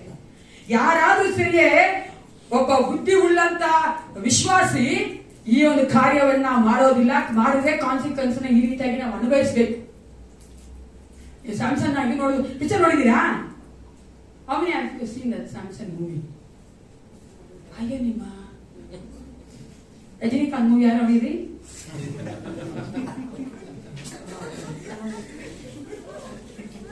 ಕ್ರಿಶ್ಚಿಯನ್ ಮೂವೀಸ್ ನೋಡ್ಬೇಕ್ರಿ, ಎಷ್ಟು ಚೆನ್ನಾಗಿ ಮಾಡಿದ್ರೆ ಗೊತ್ತಾ? ಸ್ಯಾಮ್ಸನ್ ಅಂಡ್ ಅದೆಲ್ಲ ಮೂವಿ ನೋಡ್ಬೇಕು ನೀವು, ಎಷ್ಟು ಚೆನ್ನಾಗಿದೆ, ಎಷ್ಟು ಚೆನ್ನಾಗಿ ತೋರಿಸ್ಕೊಡ್ತಾರೆ. ಅಲ್ಲಿ ಕೊನೆಯಲ್ಲ ಹೆಂಗ್ ಅಳ್ತಾನೆ ಗೊತ್ತಾ? ಅವ್ನು ಯಾಕೆ ಹೇಳಿ ಕಳ್ಕೊಂಡ್ಬಿಟ್ಟ. ಯಾಕೋಸ್ಕರವಾಗಿ? ಜಾರತ್ವದ ನಿಮಿತ್ತವಾಗಿ. ಅಲೋಪ ತುಂಬಾ ಜಾಗರೂಕತೆಯಿಂದ ಇರಬೇಕು ಸ್ತ್ರೀ ಪ್ರಿಯರೇ. ನಾವು ಅದು ಗಂಡೆ ಆಗಿರ್ಬೋದು, ಎಣ್ಣೆ ಆಗಿರ್ಬೋದು, ಅಲ್ಲಿ ನಾವು ನೋಡುವಂಥದ್ದು ಭಯಂಕರವಾದಂತ ಒಂದು ಕಾನ್ಸಿಕ್ವೆನ್ಸ್. ಎರಡನೇದಾಗಿ ಬಂಡುತನ ಅಂತ ಹೇಳ್ಬೇಕಾದ್ರೆ ಇಂಗ್ಲಿಷ್ ಓದ್ ನೋಡಿದ್ರೆ ಚೆನ್ನಾಗಿದೆ. ನಾನು ಇಂಗ್ಲಿಷ್ ನೋಡಿದ್ದೀನಿ, ಯಾಕಂದ್ರೆ ಕೆಲವೊಂದು ವರ್ಡ್ಗಳು ನಮ್ಮ ಕನ್ನಡದಲ್ಲಿ ಆ ತರ ಹಾಕ್ಬಿಟ್ಟಿದ್ದಾರೆ, ಬಂಡುತನ ಅಂತ ಹಾಕ್ಬಿಟ್ಟಿದ್ದಾರೆ. ಇಫ್ ಯು ಸಿ ಇಂಪ್ಯೂರಿಟಿ, ಅಶುದ್ಧ. ಏನು ಎರಡನೇದಾಗಿ? ಅಶುದ್ಧ. ಅದೇ ಒಡಂಬಡಿಕೆ ನೋಡುವುದಾದ್ರೆ ಕೆಲವೊಂದು ವ್ಯಕ್ತಿಗಳು ಅಶುದ್ಧರಾಗಿದ್ರು, ಕೆಲವೊಂದು ವಸ್ತುಗಳು ಅಶುದ್ಧವಾಗಿತ್ತು, ಕೆಲವೊಂದು ಅನಿಮಲ್ಸ್ ಅಥವಾ ಪ್ರಾಣಿಗಳು ಅಶುದ್ಧವಾಗಿತ್ತು ಅಲ್ವಾ? ಈ ಸೆರೆಮೋನಿಯಲ್ ಅಂದ್ರೆ ಹಳೆ ಒಡಂಬಡಿಕೆ ಅವನ ನ್ಯಾಯ ಪ್ರಮಾಣದ ಪ್ರಕಾರ ಆ ರೀತಿಯಾಗಿ ನಾವು ನೋಡುತ್ತೇವೆ. ಅದೇ ಸತ್ಯವೇದವು ನೀವು ನೋಡುವುದಾದ್ರೆ ಮುಖ್ಯವಾಗಿ ಹೇಳುವಂತದ್ದು ನಮ್ಮ ಶರೀರದಲ್ಲಿ ಮತ್ತೆ ನೈತಿಕವಾಗಿ ನಾವು ಯಾವುದನ್ನ ದೋಷ ಮಾಡ್ತೇವೋ, ಅದೇ ದೋಷವನ್ನು ನಾವು ಹೊಂದ್ಕೊಂಡಿದ್ದೇವೋ ಅದು ಅಶುದ್ಧವಾದದ್ದು, ಅನ್ಕ್ಲೀನ್. ಅದೇನಾಗಿದೆ? ಅಶುದ್ಧವಾಗಿದೆ. ವಿಶ್ವಾಸಿಗಳಾದ ನಾವು ಒಳಗಡೆನೂ ಸರಿನೆ ಹೊರಗಡೆನೂ ಸರಿನೆ ಶುದ್ಧರಾಗಿರ್ಬೇಕು. ಏನಾಗಿರ್ಬೇಕು? ಪರಿಶುದ್ಧರಾಗಿರ್ಬೇಕು ಅಂತಿಲ್ಲ. ಪರಿಶುದ್ಧತೆ ಅಂದ್ರೆ ಗೊತ್ತಲ್ಲ ನಮ್ಗೆ, ಅರ್ಥ ಮಾಡ್ಕೋಬೇಕು. ನಾನು ಯಾವಾಗ್ಲೂ ಹೇಳ್ತಾ ಇರ್ತೀನಿ, ಪರಿಶುದ್ಧತೆ ಅನ್ನೋದು set apart from this world to the Lord. ಪರಿಶುದ್ಧತೆ ಅಂದ್ರೇನು? ನಾನು ಈ ಲೋಕದಿಂದ ದೇವರಿಗಾಗಿ ಬೇರ್ಪಟ್ಟು ನಡೆಯುವಂತದ್ದು. ಅದೇ ಶುದ್ಧತೆ ಅನ್ನುವಂಥದ್ದು ಸ್ನಾನ ಮಾಡುವಂಥದ್ದು, ಮುಖ ತೊಳೆಯುವಂಥದ್ದು, ಹಲ್ಲುಜ್ಕೊಳ್ಳುವಂಥದ್ದು. ಅದಕ್ಕೆ ಒಬ್ಬ ಚೆನ್ನಾಗಿ ಹೇಳುತ್ತೆ, ಪ್ರತಿದಿನ ನೀನು ದೇವರಿಗೆ ನಮಸ್ಕಾರ ಮಾಡು, ನಿನಗೆ ಒಳ್ಳೇದು. ಪ್ರತಿದಿನ ನೀನು ಸ್ನಾನ ಮಾಡು, ಬೇರೆಯವರು ಒಳ್ಳೇದು ಅನ್ನಂತೆ.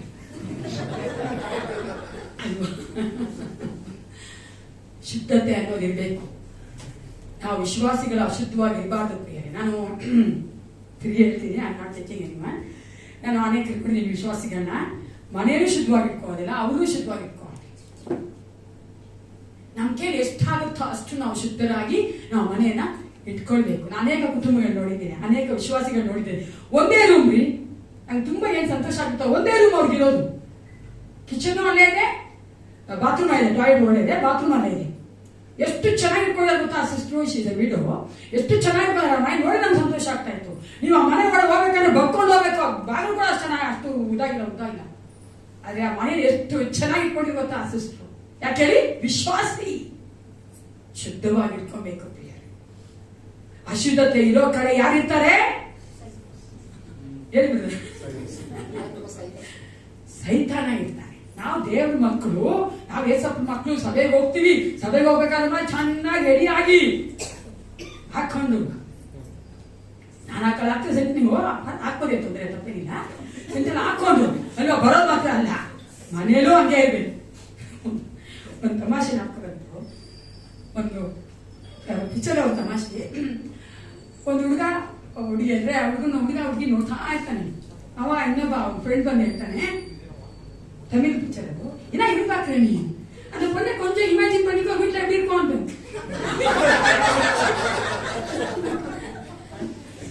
ಒಂದು ಇಮ್ಯಾಜಿನ್ ಮಾಡ್ಕೊಡು, ನನಗೆ ಬೇಡ ಅವ್ರಿಗೆ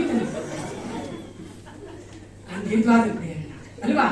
ಹೊರಾಂಗಣವಾಗಿ ಜನ ನೋಡ್ತಾರಂತಲ್ಲ ನಾವಿರೋದು, ನಾವೆಲ್ಲಿದ್ರು ಇರ್ಬೇಕು. ಆಮೇಲೆ ಏಸಪ್ಪನ ಕೃಪೆಯಿಂದ ನಾನು ಆಗಿಂದ ಹೇಳ್ತಾರೆ ಸಂಧಿಕೆ ಇದ್ದೀನಿ. ಮೂರನೇದ ಮುಂದೆ ಏನ್ ಹೇಳ್ತದಪ್ಪ ಅದು? ಕಾಮಾಭಿಲಾಷೆ. ಸರ್ ಲಾಸ್ಟ್ ಈ ಸ್ವಲ್ಪ ಜಾಗರೂಕತೆಯಿಂದ ಎಚ್ಚರಿಕೆಯನ್ನು ಕೇಳಿಸ್ಕೊಳ್ಳಿ. Listen to me carefully. ಈ ಕಾಮಾಭಿಲಾಷೆ ಅನ್ಬೇಕಾದ್ರೆ ಲಾಸ್ಟ್ ಅನ್ಬೇಕಾದ್ರೆ ಅರ್ಥ ಏನಂದ್ರೆ ಇಂಟೆನ್ಸ್ ಸೆಕ್ಷುಯಲ್ ಡಿಸೈರ್, ಅಂದ್ರೆ ನಮ್ಗೆ ಹೆಚ್ಚಾಗಿ ಆ ಲೈಂಗಿಕತೆಯ ಒಂದು ಆಸೆ ಇರುವಂತ. ಸೆಕ್ಷುಯಲ್ ಡಿಸೈರ್ ನ ದೇವರೇ ಕೊಟ್ಟರು, ನಮ್ಮೆಲ್ಲರಿಗೂ ಗೊತ್ತು ಅಲ್ವಾ? ಯಾಕಂದ್ರೆ ನಾವು ಹಳೆ ಕಾಲದವರು ಸೆಕ್ಸ್ ಅಂದ ತಕ್ಷಣನೇ ಮಾತಾಡಬಾರ್ದು ಆದ್ರೆ ಈ ಕಾಲ ಮಕ್ಕಳು ತುಂಬಾ ಫ್ರೀ ಆಗಿದೆ ಅಲ್ವಾ? ಆದ್ರೆ ದೇವರು ನಮಗೆ ಅಲೈಂಗಿಕತೆ ಆಸೆಯನ್ನ ಕೊಟ್ಟಿದ್ದಾನೆ, ಅದು ಅಧಿಕವಾಗಿರಬಾರ್ದು. ಮತ್ತಾಯನ ಸುವಾರ್ತೆ ಈ ವಚನ ಓದಿಕೊಳ್ಳೋಣ. 5ನೇ ಅಧ್ಯಾಯದಲ್ಲಿ ನಾನೇ ಓದ್ತೀನಿ ವಚನ. ಪರಿಸ್ಥಿತಿಯನ್ನು ನೋಡಿ ಮೋಹಿಸುವ ಪ್ರತಿ ಮನುಷ್ಯನು ಆಗಲೇ ತನ್ನ ಮನಸ್ಸಿನಲ್ಲಿ ಆಕೆಯ ಕೂಡ ವ್ಯಭಿಚಾರ ಮಾಡಿದವನು. ನಾವೇನ್ ಮಾಡ್ತೀವಿ ಪ್ರಿಯರೇ? ನಾವು ಆಕ್ಟ್ ಮಾಡಿದ್ರೆ ಅಲ್ಲಿ ವ್ಯಭಿಚಾರ ಮಾಡಿದ್ರೇನೆ ಅಲ್ಲಿ ವ್ಯಭಿಚಾರ ಅಲ್ಲ. ಏಸಪ್ಪ ಹೇಳ್ತಾ ಇದ್ದಾನೆ, ಆ ರೀತಿಯ ದೃಷ್ಟಿಯಿಂದ ನೀನೊಬ್ಬ ಸ್ತ್ರೀನೋ ಒಬ್ಬ ಪುರುಷನ ನೋಡುವುದಾದ್ರೆ ನೀನು ವ್ಯಭಿಚಾರ ಮಾಡ್ದಂಗೆ ಆಗೋಯ್ತು. ನಾವು ವಿಶ್ವಾಸಗಳು ಇಲ್ಲೂ ಕೂಡ ತುಂಬಾ ಚೆನ್ನಾಗಿದ್ದೇವೆ, ಡಿಪ್ಲೊಮ್ಯಾಟಿಕ್ ಆಗಿದ್ದೇವೆ. ನಾವು ಇಲ್ಲಿ ಆ ಭಾವ ಸಹ ಮಾಡಲ್ಲಪ್ಪ. ನಾವು ಆತರ ಮೋಡಿಸುವಂತ ಒಂದು ಕಣ್ಣನ್ನು ನೋಡೋದಿಲ್ಲ ಜನಗಳನ್ನ, ಅಥವಾ ನಾವು ವಿಚಾರಣೆ ಮಾಡಲ್ಲ. ಆದ್ರೆ ಬೇರೆ ಒಂದು ಮಾಡ್ತೀವಿ, ಏನ್ ಗೊತ್ತಾ?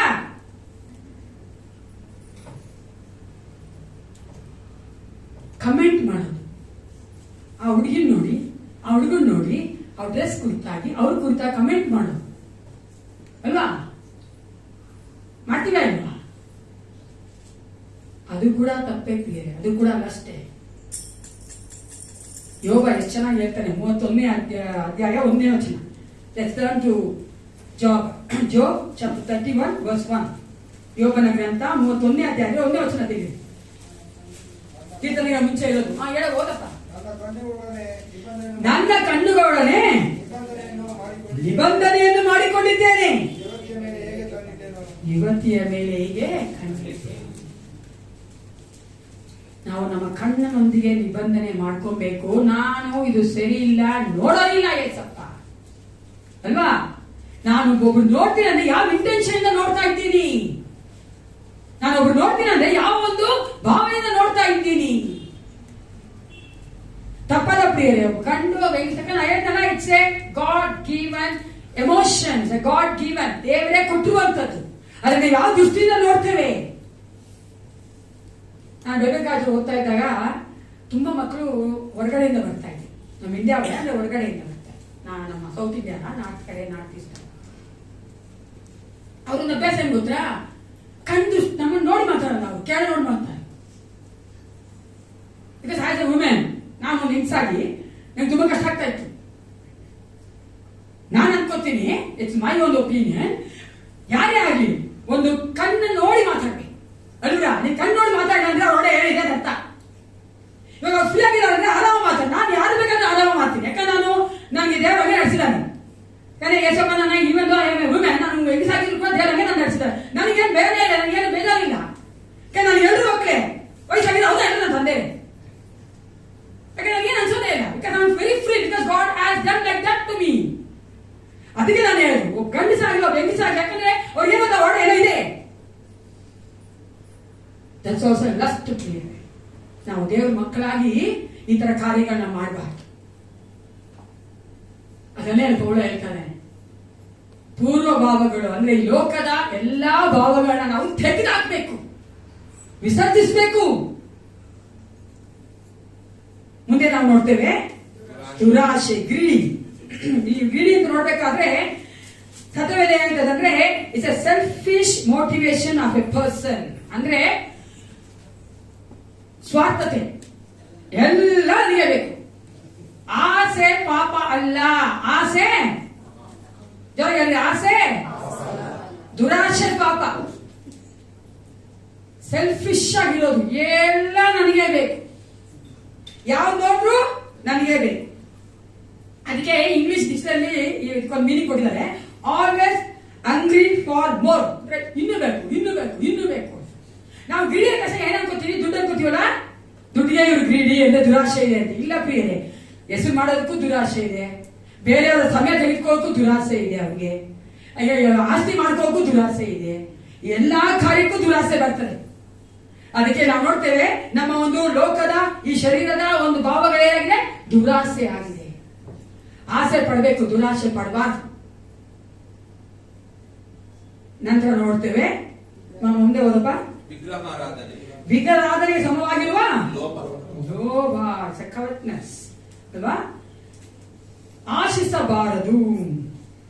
ಇದು ಆಶಿಸಬಾರ್ದು ಯಾಕಂದ್ರೆ ಬೇರೆಯವರ ವಸ್ತು ಮೇಲೆ ನಮಗೆ ತುಂಬಾ ಆಸೆ ಬರುವಂಥದ್ದು. ಕೆಲವರು ನಮ್ಗಿದೆ ಅಲ್ಲ ಅದು, ಬೇರೆಯವರು ವಸ್ತು ನೋಡಿದ ತಕ್ಷಣ ಅದ್ರ ಮೇಲೆ ತುಂಬಾ ಆಸೆ. ಎಷ್ಟು ಚೆನ್ನಾಗಿದೆ ನೋಡಿ ಬ್ಯಾಗ್, ನಮ್ಮ ಹತ್ರ ಬ್ಯಾಗ್ ಇದೆ, ಆದ್ರೆ ಆ ಬ್ಯಾಗ್ ಮೇಲೆ ನಮ್ ಕಣ್ಣು. ಅದೇ ಆಶಿಸಬಾರದು. ನಮ್ಗೆ ಗೊತ್ತಲ್ವಾ ಆಶಿಸಬಾರದು. 10 ಕಮಾಂಡ್ಮೆಂಟ್ಸ್ ಇದೆ. ಯಾವ ಕಮಾಂಡ್ಮೆಂಟ್ ಅದು? ಕೋಲ್ ಎತ್ಕೊಂಡ್ಬರ್ತೀನಿ ನಾನು. 10 ಕಮಾಂಡ್ಮೆಂಟ್ಸ್ ಗೊತ್ತಿಲ್ಲನ್ರಿ? ಯಾವ ಕಮಾಂಡ್ಮೆಂಟ್ ರೀ ಅದು? ಡೋಂಟ್ ಕವೆಟ್, ಆಶಿಸಬಾರದು, ನಿಮ್ಮ ನೇಬರ್ ಹೆಂಡತಿನ ಆಶಿಸಬಾರದು, ಅವ್ರ ಪಶುನ ಆಶಿಸಬಾರದು. ಯಾವ ಯಾವ ಕಮಾಂಡ್ಮೆಂಟ್ ಅದು? ಜೋರ ಚಪಾ ಚಪಾ ತಡ ನಮ್ಮ ಫ್ಯಾಮಿಲಿ 10ನೇ ಒಂದು ಕಮಾಂಡ್ಮೆಂಟ್ ಅದು. 10 ಕಮಾಂಡ್ಮೆಂಟ್ಸ್ ನ ಇನ್ನೂ ಬರ್ದಲ್ಲಿ ಕೊಡ್ತೀನಿ, ಓದ್ತಾ ಇದ್ರಿಂದ. ನಮ್ಮ ಪ್ರಕಾಶನ ಹೇಳ್ತಾ ಇದ್ರು ಪಾಪ ತುಂಬಾ 10 ಕಮಾಂಡ್ಮೆಂಟ್ಸ್ ಹೇಳ್ಕೊಡಲ್ಲ, ಅದೇನದು ಅಪೋಸ್ತಲರ ಕ್ರೀಡೆ ಹೇಳ್ಕೊಡಲ್ಲ ನಿಮ್ಮ ಮಕ್ಕಳಿಗೆ ಅಂತ. ಅಲ್ಲ, ಎಲಿಮೆಂಟರಿ ಆಗಿರುವಂತದ್ದು, ಬೇಸಿಕ್ ಆಗಿರುವಂತೆಲ್ಲ ಮರ್ತೋಗ್ಬಿಟ್ಟು ಮುಂದೆ ಮುಡ್ಕೊಂಡು ಹೋಗ್ತಾ ಇರ್ತಾರೇನ್ರಿ. ಫೌಂಡೇಶನ್ ಇಲ್ಲ ಅಂದ್ರೆ ಹೆಂಗ್ ನಿಂತ್ಕೊಂತೀರಿ? ಫೌಂಡೇಶನ್ ಬೇಡವಾ? 10 ಕಮಾಂಡ್ಮೆಂಟ್ಸ್ ಗೊತ್ತಿಲ್ಲ. ಯಾವ ಕಮಾಂಡ್ಮೆಂಟ್ ಬರುತ್ತೆ? ಇದು ಆಶಿಸಬಾರದು 10ನೇ ಕಮಾಂಡ್ಮೆಂಟ್. ಅಲ್ಲಿ ದೇವರು ಮೋಶೆ ನೋಡ್ಕ ಎಷ್ಟು ಚೆನ್ನಾಗಿ ಹೇಳ್ದ ಅಂದ್ರೆ, ನಿನ್ನ ನೆರೆಯವಲ್ಲ ಆಶಿಸಬಾರ್ದು, ಹೆಂಡತಿನ ಆಶಿಸಬಾರ್ದು, ಅವರ ಪಶುನ ಆಶಿಸಬಾರ್ದು. ಯಾಕಂದ್ರೆ ಈ ಒಂದು ಆಶಿಸುವಂತದ್ದು ಏನ್ ಮಾಡ್ತದೆ? ಬೇರೆ ಎಲ್ಲಾ ಪಾಪಗಳಿಗೆ ನಮ್ಮನ್ನ ನಡೆಸ್ತದೆ. ಎಲ್ಲಾ ಪಾಪಗಳಿಗೆ ನಮ್ಮನ್ನ ನಡೆಸ್ತದೆ. ಒಂದು ಆಸೆ ಪಟ್ಬಿಟ್ರೆ ಹೆಂಗ ತಗೋಬೇಕು ಅಂತ ಗಂಡನ ಮರಳು ಮಾಡಿ ಅಂತ ತಗೊಂಡ್ಬಿಡ್ತಾರೆ. ಆಮೇಲೆ ಅಲ್ವಾ ಅಮ್ಮ, ಏನೋ ಚೆನ್ನಾಗಿತ್ತು ಇಸಂತೆ ಲೋಕದಲ್ಲಿ ನಡೀತಾ ಇರೋದ್ರಿ. ನಾನು ಹೇಳ್ತಾ ಇರೋದು ಅದಂದ್ರೆ ಏನ್ ಮಾಡ್ತೀವಿ? ಆತ ತೆಗಿಬೇಕಾದ್ರೆ ತೆಗೆದುಕೊಳ್ಬೇಕಾದ್ರೆ ಮತ್ತೊಂದು ಪಾಪ ಮಾಡ್ತಾರೆ. ಯಾವುದು? ಅಡಲ್ಟ್ರಿ, ವ್ಯಭಿಚಾರ ಮಾಡ್ತಾರೆ. ಸತ್ಯವೇದ ನಾವು ಕೆಲವೊಂದು ಉದಾಹರಣೆ ನೋಡ್ತೇವೆ. ಆಕಾನ್ ಗೊತ್ತು ನಮ್ಗೆ ಅಲ್ವಾ? ಯೋಶುವನ ಪುಸ್ತಕದಲ್ಲಿ ಆಕಾನ್ ಏನ್ ಮಾಡ್ಬಿಡ್ತಾನೆ, ಅಲ್ಲಿ ಹೋಗಿ ಅವರು ದೇವರು ಯುದ್ಧ ಮಾಡಿ ಆ ಒಂದು ಜಾಗನ ಸ್ವಾಧೀನ ಮಾಡ್ಕೊಳ್ಬೇಕಾದ್ರೆ ಅಲ್ಲಿ ಯಾವ್ದನ್ನು ಮುಟ್ಬಾರ್ದು ಅಂದ್ರೆ ಇವನು ಗೋಲ್ಡ್ ಅನ್ನ ಸಿಲ್ವರ್ ಅನ್ನ ಆಶಿಸ್ಬಿಟ್ಟು ತಗೊಂಡ್ಬಂದು ಬಚ್ಚಿಕೊಂಡ್ಬಿಡ್ತಾನೆ. ನಾವು ಮಾಡ್ತೀವಲ್ಲ, ಮಕ್ಳು ಮಾಡ್ತಾರೆ, ನೋಡಿದೀರಾ? ಮಕ್ಳು ಮಾಡ್ತಾರಲ್ಲ, ಒಂದ್ ಚಾಯ್ ಕೂಡ ಅದು ತಗೋಲ್ಲ, ಅದು ತಗೊಂಡು ಬಚ್ಚಿಕೊಂಡ್ ತಗೋಬೇಕಿಂತ ನಾ ಮಾಡಿದೀನಿ ಅಂತ. ಎಸ್, ನಾ ಮಾಡಿದೀನಿ. ನಾವು ಆ ಜನ ಅಲ್ವಾ, ತುಂಬಾ ಆಸೆ ಆಗ್ಬಿಟ್ರೆ ಎತ್ಕೊಂಡು ಹೋಗಿ ಬಚ್ಚಿಕೊಂಡ್ಬಿಡುದು. ಆಮೇಲೆ ಎಲ್ರು ಅನ್ಕೊಂಡ್ಮೇಲೆ ಎಲ್ರು ಹೋದ್ನ ಎತ್ಕೊಂತೀನಿ. ಒಂದು ದುರಾಸೆ ತಾನೆ. ಒಂದ್ ಚಾಕ್ಲೇಟ್ಗೆ ಸಾಕು, ಅದು ಆಸೆ. 3 ಚಾಕ್ಲೇಟ್ ತಿನ್ಬೇಕಂದ್ರೆ ದುರಾಸೆ. ಬೇರೆಯವ್ರು ಕೊಡ್ತೀರ ತಿನ್ಬಾರ್ದು ನಾವು ತಾನೆ. ದೇವ್ರ ಮಕ್ಕಳಾಗಿ ನಾವು ಬೇರೆಯವ್ರು ಕೊಡ್ಬೇಕು. 2ನೇ ಒಂದು ಎಕ್ಸಾಂಪಲ್ ಏನ್ ನೋಡ್ತೀವಿ ನಾವು? ಗೆಹಾಜಿ ಗೊತ್ತಲ್ವಾ? ನಮ್ಮ ಎಲಿಶನ ಸರ್ವೆಂಟ್ ನಾಮಾನ್ ಬರ್ತಾನೆ, ಅವ್ನು ವಾಸಿ ಆಗುತ್ತೆ. ದೇವ್ರ ಎಲಿಶ ಹೇಳ್ತಾನೆ, ಹೋಗಿ ಅಲ್ಲಿ ಮುಳ್ಬಾ ಅಂತ ಹೇಳಿಕೊ, ಅದ್ರ ಕತೆ ಮುಗ್ದೋಗುತ್ತೆ. ಆಮೇಲೆ ಅವನು ಗಿಫ್ಟ್ಗಳು ಕೊಡ್ತಾನೆ, ಪ್ರೆಸೆಂಟ್ಗಳನ್ನ. ಎಲಿಶ ಬೇಡ ಅಂದ್ಬಿಡ್ತಾನೆ, ಅಂದ್ರೆ ಈ ಸಕಾಲವೆಲ್ಲ ತೆಗೆದುಕೊಳ್ಳಕ್ಕೆ ಅಂತ. ಅದ್ರ ಗೆಹಾಜಿ ಏನ್ ಮಾಡ್ತಾನೆ ಗೊತ್ತಾ? ಅದ್ರ ಮೇಲೆ ಆಸೆ ಅವನಿಗೆ. ಹಿಂದೆನೇ ಹೋಗಿ ಅವ್ರು ತಗೊಂಡ್ಬಿಡ್ತಾನೆ. ತಗೊಂಡೇನೆ ಬರ್ತಾನೆ. ಅನ್ಬೇಸಕ್ಕಾಯ್ತಾ? ಆಕ ತಗೊಂಡ ಅನ್ಬೇಸಕ್ಕಾಯ್ತಾ? ಹಂಗೆ ನಾವು ದುರಾಸೆ ಬರ್ಬೇಡಿ, ಅದು ಅನ್ಬೇಸಕ್ ಆಗೋದಿಲ್ಲ. ಹಾಲೆಲೂಯಾ. ಯಾರು ಅಲ್ಲೇಲೂಯಾ ಹೇಳಿದ್ರು ಅವರೇ ಅರ್ಥ ಮಾಡ್ಕೊಳ್ಳೋದು ಅರ್ಥ. ಬೇರೆಯವ್ರ ಕೇಳಿಸ್ಕೊಂತಾ ಇದ್ದೀರಾ ಅಂತ ಅರ್ಥ. ಲೂಕನ ಸುವಾರ್ತೆ 12:15 ನೋಡೋಣ. ಲೂಕನ ಸುವಾರ್ತೆ 12:15. Luke chapter 12:15. ಲೂಕ್ 12:15 ಏನಾಯ್ತದು? ನಿಮ್ಮಲ್ಲಿರುವ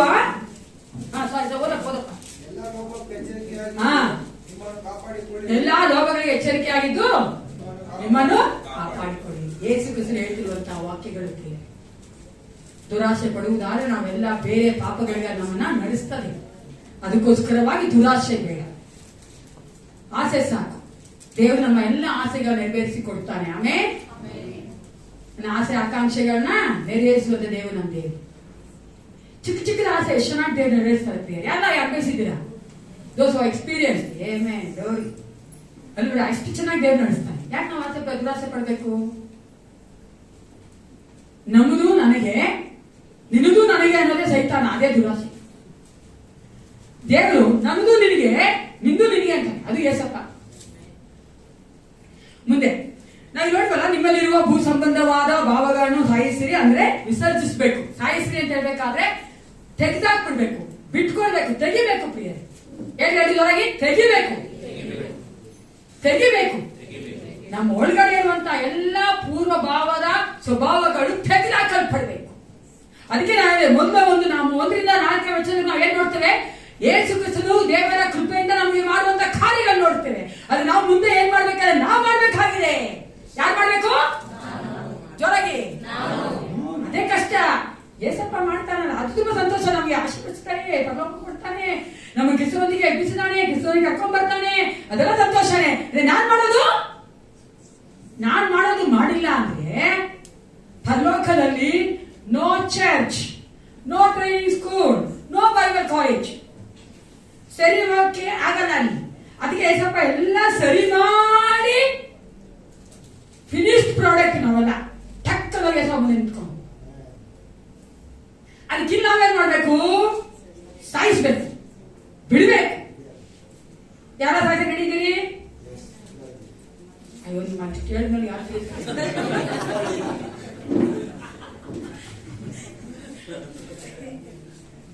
ನೋಡಿ, ಅದೇ 50-50 ಇರಲಿ ಬಿಡು.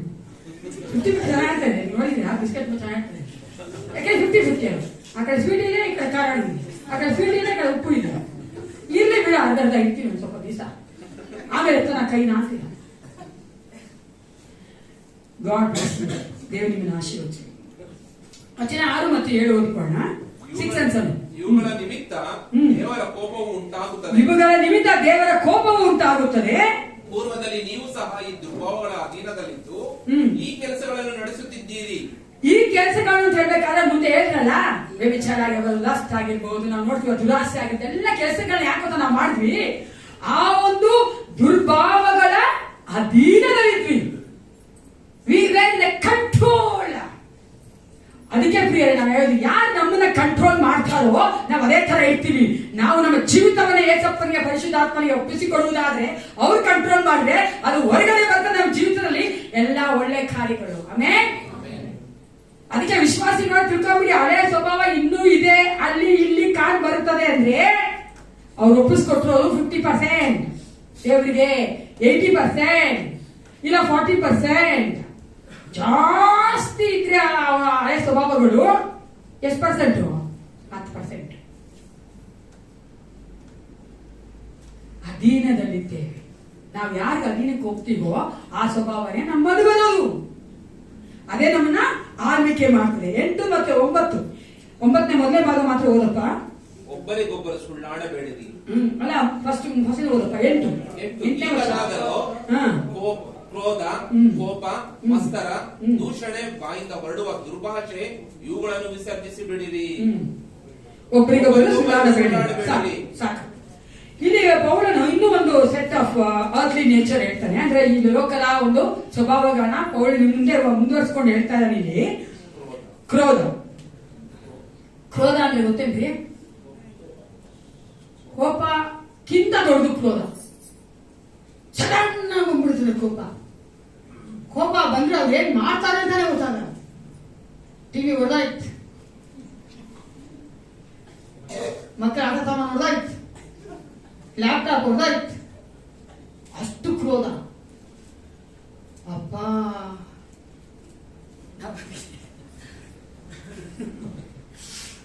ನಾವಂತವ್ರನ್ನ ಹೇಳು, ಬಂದ್ಬಿಟ್ಟಿದೆ ನರಸಿಂಹ, ಬಂದ್ಬಿಟ್ಟಿದೆ. ನಮ್ಮೆಲ್ಲರೂ ಗೊತ್ತಲ್ಲ ಪ್ರಿಯರೇ, ಲೋಕದಲ್ಲಿ ಹಂಗೆ ಇರೋದು.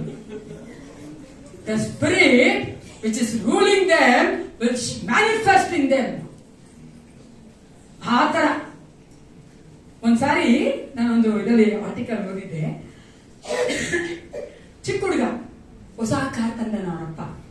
ಚಿಕ್ಕ ಹುಡುಗ ಮಠ ಸೈಕಲ್ ಓಡಿಸ್ಕೊಂಡ್ ಬಂದು ಅಲ್ಲಿ ಸ್ಕ್ರಾಚ್ ಮಾಡ್ಬಿಡ್ತಾನೆ. ಅವರಪ್ಪ ಅಲ್ಲಿ ಹೊರಗಡೆ ಕುತ್ಕೊಂಡು ಗಾರ್ಡನಿಂಗ್ ಏನೋ ಮಾಡ್ತಾ ಇದ್ರು. ಅದನ್ನ ನೋಡಿದ ತಕ್ಷಣ ಆ ಎಪ್ಪನಿಗೆ ಇದೆ ಕ್ರೋಧ. ಆ ಎಪ್ಪನಿಗೆ ಎಳ್ದ ಬಂತು ಕೋಪ ಬಂದು ಆ ಹುಡುಗನ ಹೊಡೆದಕ್ಕೆ ಹೋಗಿ ಆ ಹುಡುಗ ಹೋಗಿ ಆ ಕಾರ್ ಇದಕ್ಕೆ ಡ್ಯಾಶ್ ಆಗಿ ಮುಂದೆ ಹೊರಡೆ ಬಂದ. ಬಾಯಲ್ಲಿ ಕಿವಿಲಿ ರಕ್ತ. ಆಮೇಲೆ ಅವನಿಗೆ ಕಾನ್ಶಿಯಸ್ ಬಂತು. ಯಾಕೆ ಹೇಳಿ? ಕಂಟ್ರೋಲ್. ಆ ಕೋಪ ನಮ್ಮನ್ನ, ಆ ಕ್ರೋಧ ನಮ್ಮನ್ನ ಕಂಟ್ರೋಲ್ ಮಾಡ್ತದೆ. ಎರಡನೇದಾಗಿ ಹೇಳ್ತದೆ ಕೋಪ ಅಲ್ವಾ? ಆಂಗರ್. ಕೋಪನ it's a natural necessary emotion. ಕೋಪ ಇಲ್ಲ ಅಂದ್ರೆ ಮನುಷ್ಯನೇ ಇಲ್ಲ ಅವನು. ಹಲೋ, ಏನೋ ಸ್ಪಿರಿಚುವಲ್ ನೀವು ಈ ಕೋಪನೇ ಬರಲಿ, ನನಗೆ ಬರ್ತದೆ ಕೋಪ. ಊಟ ಚೆನ್ನಾಗಿಲ್ಲ ಅಂದ್ರೆ ನನ್ನ ಕೋಪನೇ ಬರೋದು. ಯಾಕಂದ್ರೆ ನಾನು ತುಂಬಾ ರುಚಿಯಾಗಿ ನೋಡ್ತೀನಿ ತಿನ್ನೋಳು, ಕೋಪನೇ ಬರೋದು ನನಗೆ. ನನ್ನ ಮಾತು ಕೇಳಿಲ್ಲ ಅಂದ್ರೆ ನನ್ನ ಕೋಪನೇ ಬರೋದು. ಅಷ್ಟೊಂದು ಬೇಗ ನನ್ನ ಕೋಪ ಬರಲ್ಲ, ನಾನು ಅಷ್ಟು ತೋರಿಸ್ಕೊಡಲ್ಲ, ಅದೇ ಕೋಪ ಇರ್ತದೆ. ಕೋಪ ಇಲ್ಲ ಅಂತ ಯಾವ ಮನುಷ್ಯ ಇಲ್ಲ. It's A god given natural emotion. ಅದೇ ಬೈಬಲ್ ಹೇಳ್ತಾರೆ, ಕೋಪ ಬಂದ್ರು ಯಾವ ಪಾಪ ಅದು ಅಲ್ವಾ? ಚೆನ್ನಾಗಿ ಹೇಳ್ತಾರೆ, ಕೋಪ ಬಂದ್ರು ಪಾಪ ಮಾಡ. ಸೂರ್ಯ ಮುಳುಗೋಸೋಗೆ ಕೋಪ ಹೊಟ್ಟೋಗ್ಬಿಡಿ. ಕೋಪ ಬಂದ್ರೆ ಏನ್ ಮಾಡ್ತೀವಿ ನಾವು? ಯಾವ ಪಾಪ ಮಾಡ್ತೀವಿ?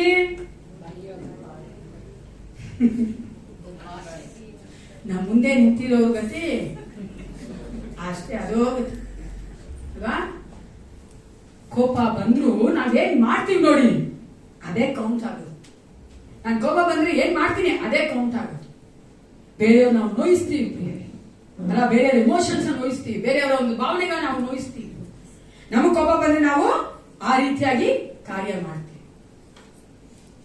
ನಾನು ಮೋಸ್ಟ್ ಆಫ್ ದ ಟೈಮ್ ನನ್ನ ಕೋಪನ ನಾನು ಮಾತಾಡ್ಬಿಡ್ತೀನಿ. ಗಾಡಿ ಹೋಗ್ತಾ ಇದ್ರು ಅಷ್ಟೇನೆ, ಕಾರ್ ಓಡಿಸ್ತಾ ಇದ್ರು ಅಷ್ಟೇ, ನಮ್ಮ ಮಕ್ಕಳು ಹೇಳ್ತಾರೆ, ರೋಡಲ್ಲಿ ಎಲ್ಲರೂ ಬೈತಾ ಇರ್ತೀನಿ. ಯಾಕಂದ್ರೆ ಕೋಪ ನನಗೆ ಹೇಳ್ದಾನ, ಕೋಪ ಬಂದು ಪಾಪ ಮಾಡಬೇಡ, ಕೋಪದ ನೀನು ತೀರ್ಸ್ಕೊಂಡ್ಬಿಡು. ನಾನು ಅವ್ರನ್ನ ಹೊಡೆಯಲ್ಲ, ಅವ್ರ ಹತ್ರ ಮಾತಾಡ, ನಾನು ಅವ್ನು ಬೈತಾ ಇರ್ತೀನಿ. ನಿಮ್ಗೆ ಬ್ರದರ್ ಗೊತ್ತು, ಅವರು ಪೂರ್ವ ಜೀವಿತದಲ್ಲಿ ಮೊದಲಿನ ಜೀವಿತದಲ್ಲಿ ಅವ್ರು ತುಂಬಾ ಕೆಟ್ಟ ಮಾತಾಡ್ತಾ ಇದ್ರು. ಅದೇ ಕೋಪ ಬಂದ್ಬಿಡ್ತಾ ಇತ್ತು ಅವ್ರಿಗೆ. ಆದ್ರೆ ಅವ್ರು ಎಷ್ಟು ಚೆನ್ನಾಗಿ ಮಾಡಿದಾರೆ ಗೊತ್ತಾ, ಇವಾಗ ಬೇರೆ ಏನೇ ಹೇಳ್ತಾರೆ ಅಂದ್ರೆ ಈ ಲೋಕದಾಗ ಅಂದ್ರೆ ಒಳ್ಳೆ ಕಾರ್ಯಗಳು ಹೇಳ್ಬಿಡ್ತಾರೆ ಕೋಪ ಬಂದ್ರೆ. ಕೋಪ ಬಂದ್ರೆ ಕೆಟ್ಟ ಮಾತು ಬಂದ್ಬಿಡುತ್ತೆ ಅಂತ ಎಷ್ಟು ಚೆನ್ನಾಗಿ ಅದನ್ನ ಅಭ್ಯಾಸ ಮಾಡ್ಕೊಂಡಿದ್ದಾರೆ. ಅದಕ್ಕೆ ಪ್ರಯತ್ನ ಪ್ರಿಯರೇ ನಾವು ಮಾಡ್ಬೇಕು. ಯಾರು ಮಾಡ್ಬೇಕು? ನಾನ್ ಮಾಡ್ಬೇಕು. ನನಗೋಸ್ಕರ ನಮ್ ಗಂಡನೋ ಹೆಂಡತಿನೋ ಮಕ್ಕಳು ಮಾಡಕ್ಕಾಗಲ್ಲ. ಚೆನ್ನಾಗಿ ಅರ್ಥ ಮಾಡ್ಕೋಬೇಕು. ವಿಶ್ವಾಸ ಏನ್ ಗೊತ್ತಾ, ಊಟ ನಮ್ ಹೊಟ್ಟೆ ಹಸೋದ್ರೆ ಯಾರು ಮಾಡ್ಬೇಕು? ಅದೊಂದು ಸಾಧ್ಯ ತಿಳ್ಕೊಬಿಡಿ, ಮರಿಲೇಬಾರ್ದು. ನಾನು ಊಟ ಮಾಡ್ಬೇಕು, ನಾನೇ ಸರಿ ಹೋಗಿ, ನಾನೇ ಒಪ್ಪಿಸ್ಕೊಡ್ಬೇಕು, ನಾನೇ ಅದನ್ನ ತಂದು ಮಾಡ್ಕೋಬೇಕು. ಕೋಪ ಬಂತು ಅಂದ್ಬಿಟ್ಟು ನಾವು ಬೇರೆಯವ್ರನ್ನ ಮೇಲೆ ಆ ಕೋಪವನ್ನ ತೋರಿಸ್ಬಾರ್ದು. ನಾನೇ ಅದೇ ಕೋಪ ಮಾಡ್ಕೋದು ಒಳ್ಳೇದು, ಕಂದೆ ವಾಕ್ಯ ಕೂಡ ಹೇಳ್ತಾರೆ, ಇಟ್ಸ್ ಎ ಗುಡ್ ಎಮೋಷನ್. ಆದ್ರೆ ಆ ಕೋಪ ಸರಿಯಾದ ಕೋಪ ಸರಿಯಾದ ಸಮಯದಲ್ಲಿ ಬರ್ಬೇಕು, ಸರಿಯಾದ ಸ್ಥಳದಲ್ಲಿ ಬರ್ಬೇಕು, ಸರಿಯಾದ ಸನ್ನಿವೇಶದಲ್ಲಿ ಬರ್ಬೇಕು. ಅದು ಬಿಟ್ಟು ಯಾವಾಗ ಬಂದ್ಬಿಟ್ರೆ ಕೋಪ ಅದು ಬಿಡ. ಕೋಪ ಮಾಡ್ಕೋಬೇಕು. ಕೆಲವೊಂದ್ಸಾರಿ ನೋಡುವುದಾದ್ರೆ ಕೋಪ ಮಾಡ್ಕೋದ್ರೆ ಮಕ್ಕಳು ತಿದ್ದೇ ಇರೋದಕ್ಕೋಸ್ಕರ ಮಕ್ಕಳು ಹಂಗಾಗಿರೋದು. ಯಾವ ಕೋಪ ಮಾಡ್ಕೊಂಡು ಮಾಡಲ್ಲ ನಾವು. ಒಂದು ಉದಾಹರಣೆ ಹೇಳ್ತೀನಿ. ಒಂದ್ ಚಿಕ್ಕ ಮಗು ಇನ್ನೊಂದು ಮಗು ಹತ್ರ ಚಾಕ್ಲೇಟ್ ಬಿಸ್ಕೆಟ್ ಕಿತ್ಕೊಂಡ್ಬಿಟ್ರೆ ನಾವು ನಗ್ತಾ ಇರ್ತೀವಲ್ಲ, ನೋಡ ನಮ್ಮ ಹುಡುಗ ಅಷ್ಟು ಸ್ಮಾರ್ಟ್ ಆಗಿದ್ದಾನೆ ನಗ್ತಾ ಇರ್ತೀವಿ. ಅವಾಗ ಹೋಗ್ಬೇಡ ನಮ್ಗೆ. ಆವಾಗ್ಲೇ ಅವ್ನಿಗೆ ಹಾಕಿ ಕೂಡ ಅವ್ನಿಗೆ ಕೊಟ್ಬಿಟ್ರೆ ಅವ್ನು ಕಲಿಯಲ್ಲ ನಾನು ಅಲ್ವಾ? ನಾನು ಇನ್ನೊಬ್ರು ಆಸೆ ಪಡಲ್ಲ, ನಾವೇ ಎನ್ಕರೇಜ್ ಮಾಡ್ತೀವಿ. ಅದು ಒಳ್ಳೆ ಆದ ಸರಿಯಾದ ಕೋಪ ಬರಬೇಕು ಸರಿಯಾದ ಸಮಯದಲ್ಲಿ. ಅದು ಯಾವ ಸಂಬಂಧನೂ ಆಗಿರ್ಬೋದು ಪ್ರಿಯರೇ, ನಾವು ನೋಡಿ ಯಾವ ಸಂಬಂಧನೂ ಆಗಿರ್ಬೋದು. ಗಂಡ ಮಾಡೋ ಮಿಸ್ಟೇಕ್ಸ್ ನೋಡ್ಕೊಂಡಿರೋದು ನಾವು, ಕೋಪನೇ ಬರಲ್ಲ ನಮ್ಗೆ. ತಾಳಿ ಕಟ್ಟಿ ಗಂಡ ಅಲ್ವಾ, ಕೋಪನೇ ಬರೋದು ನಮ್ಗೆ. ಎಂತ ಏನ್ ಮಾಡ್ತಾ ಇದ್ವು, ಅಯ್ಯೋ ಬೇಜಾರು ಮಾಡ್ಕೊಂಡ್ಬಿಡ್ತಾ ಇದ್ರು, ಬಿಟ್ಟೋಗ್ಬಿಟ್ರೆ ಕಷ್ಟ ಅಂತ ಬೇರೆ ಅಂತ ತಪ್ಪು ಮಾಡ್ತೀವಿ ನಾವು ನಗ್ತೀವಿ, ಅದು ತುಂಬಾ ತಪ್ಪು ಮಾಡ್ತಾ ಇದ್ದೀವಿ. ಯಾವ ಕೋಪ ಮಾಡ್ಕೋಬೇಕು ಮಾಡ್ಕೊಂಡ್ರೇನೆ ನಮ್ಮ ಜೀವಿತ ಸರಿಗಿರೋದು, ನಮ್ಮ ಸಂಬಂಧಗಳು ಸರಿ ಇರೋದು. ದೇವ್ರ ಬಗ್ಗೆ ಹೇಳ್ತದಲ್ಲ, ದೇವರು ನಮ್ಮನ್ನ ಎಲ್ಲಿಟ್ಟಿದ್ದಾನೋ ಅಲ್ಲಿ ನಾವೇನಾಗಿದ್ದೇವೆ? ಗುರುಗಳಾಗಿರ್ಬೇಕು. ನಾವು ಬೇರೆಯವರ ಸರಿ ಮಾಡುವವರಾಗಿರ್ಬೇಕು. ನಾವು ಸಹ ಒಂದು ಮಾದರಿ ಆಗಿರ್ಬೇಕು. ಅದಕ್ಕೆ ದೇವ್ರ ಬಗ್ಗೆ ತುಂಬಾ ಚೆನ್ನಾಗಿ ಹೇಳ್ತದೆ, ನಿನ್ ಕುಟುಂಬ ನೋಡ್ಕೋಕಾಗದೆ ಇರೋನು ನೀನೇನು ಬೇರೆಯವ್ರಿಗೆ ಹೇಳ್ತೀಯ? ಆದಷ್ಟು ನಾವು ತಿದ್ದಬೇಕು ಪ್ರಿಯರೇ. ಮುಂದೆ ಏನ್ ನೋಡ್ತೇವೆ? ಮತ್ಸರ, ಎನಿವಿ ಅಲ್ವಾ, ಅಂದ್ರೆ ಜಲಸಿ. ಈ ಜಲಸಿ ಯಾಕೆ ಬರುತ್ತೆ ಗೊತ್ತಾ? ದೇವರು ಎಲ್ಲರಿಗೂ ಏನೇನ್ ಬೇಕೋ ಅದನ್ನ ಕೊಟ್ಟಿದ್ದಾರೆ. ಕೆಲವು ಜಾಸ್ತಿ ಕೊಟ್ಟಿರ್ಬೋದು, ಕೆಲವು ಕಮ್ಮಿ ಕೊಟ್ಟಿರ್ಬೋದು. ಆದ್ರೆ ಏನ್ ಅಗತ್ಯಗಳಿದೆಯೋ ಎಲ್ಲವನ್ನ ಅದನ್ನು ಪೂರೈಸ್ತಾರೆ. ಆದ್ರೆ ನಾವೇನ್ ಮಾಡ್ಬಿಡ್ತೀವಿ, ನಮಗೆ ಇರೋದನ್ನ ನಾವು ನೋಡ್ಕೊಳ್ಳದೆ, ನಾವು ಸಂತೋಷ ಪಡದೆ, ದೇವರಿಗೆ ಸ್ತೋತ್ರ ಮಾಡದೆ, ದೇವರನ್ನ ಅದಕ್ಕೋಸ್ಕರ ಪ್ರೀತಿ ಮಾಡದೆ ನಾವೇನ್ ಮಾಡ್ತೀವಿ? ಬೇರೆಯವ್ರನ್ನೇ ಹೊಟ್ಟೆ ಕಿಚ್ಚು ಮಾಡ್ತೀವಿ, ಮತ್ಸರ ಪಡ್ತೀವಿ, ಹೊಟ್ಟೆ ಕಿಚ್ಚು ಮಾಡ್ತೀವಿ. ಹೊಟ್ಟೆ ಕಿಚ್ಚಿಕೊಳ್ಳೋದು ಅದೇ ಪ್ರಿಯ. ಯಾಕಂದ್ರೆ ನಾವು ಮರ್ತೋಗ್ಬಿಡ್ತಾ ಇದೀವಿ, ದೇವರು ನಮಗೆ ಒಳ್ಳೆ ಆಶೀರ್ವಾದಗಳನ್ನ ಕೊಟ್ಟಿದ್ದಾನೆ, ನಮ್ಗೆ ಏನ್ ಬೇಕೋ ಅದನ್ನ ಕೊಟ್ಟಿದ್ದಾನೆ. ಒಬ್ಬ ಒಳ್ಳೆ ವಿಶ್ವಾಸಿ ಬೇರೆಯವ್ರನ್ನ ದೇವರ ಆಶೀರ್ವದಿಸಬೇಕಾದ್ರೆ ಸಂತೋಷ ಪಡುವಾತ. ಆಮೇಲೆ ಯಾರೆಲ್ಲ ಬೇರೆಯವ್ರನ್ನ ದೇವರು ಆಶೀರ್ವದಿಸಿದ್ದಾರೆ ಅಂತ ಸಂತೋಷ ಪಡ್ತಿರೋ ಅವರೇ ವಿಶ್ವಾಸಿ. ಅಂಬಾನಿಗೆ ದೇವರು ಕೋಟಿ ಕೋಟಿ ಕೊಡಿದ್ದಾರೆ, ಸಂತೋಷ ಪಡ್ತೀರಾ? ನೀವು ವಿಶ್ವಾಸಿ ಅಲ್ವರ? ನಮ್ಮ ಪಕ್ಕದ ಮನೆಯವರಿಗೆ BMW ಕೊಡಿದ್ದಾರೆ, ಸಂತೋಷಿಸಿದ್ರೆ ಅದು ನೀವು ವಿಶ್ವಾಸಿ. ನೋಡಿ ಏಸಪ್ಪ ಅವಿಶ್ವಾಸಿ ಅವನು ನೋಡ್ರಾ, ಅವನು ಕೊಟ್ಟಿಲ್ಲ ನೋಡಿ ದೇವರು. ಹೊಟ್ಟೆ ಕಿಚ್ಚು ಸ್ಟಾರ್ಟ್ ಆಗ ಆ ಹೊಟ್ಟೆ ಕಿಚ್ಚು ಏನ್ ಮಾಡ್ತಾರೆ, ರಾತ್ರಿ ಒಂದ್ಸತಿ ಅವನ ಕಣ್ಣ ಹಾಕ್ಬಿಡು, ಸಾಯ್ಲಿ ನನ್ನ ಮಗ ಅಲ್ವ?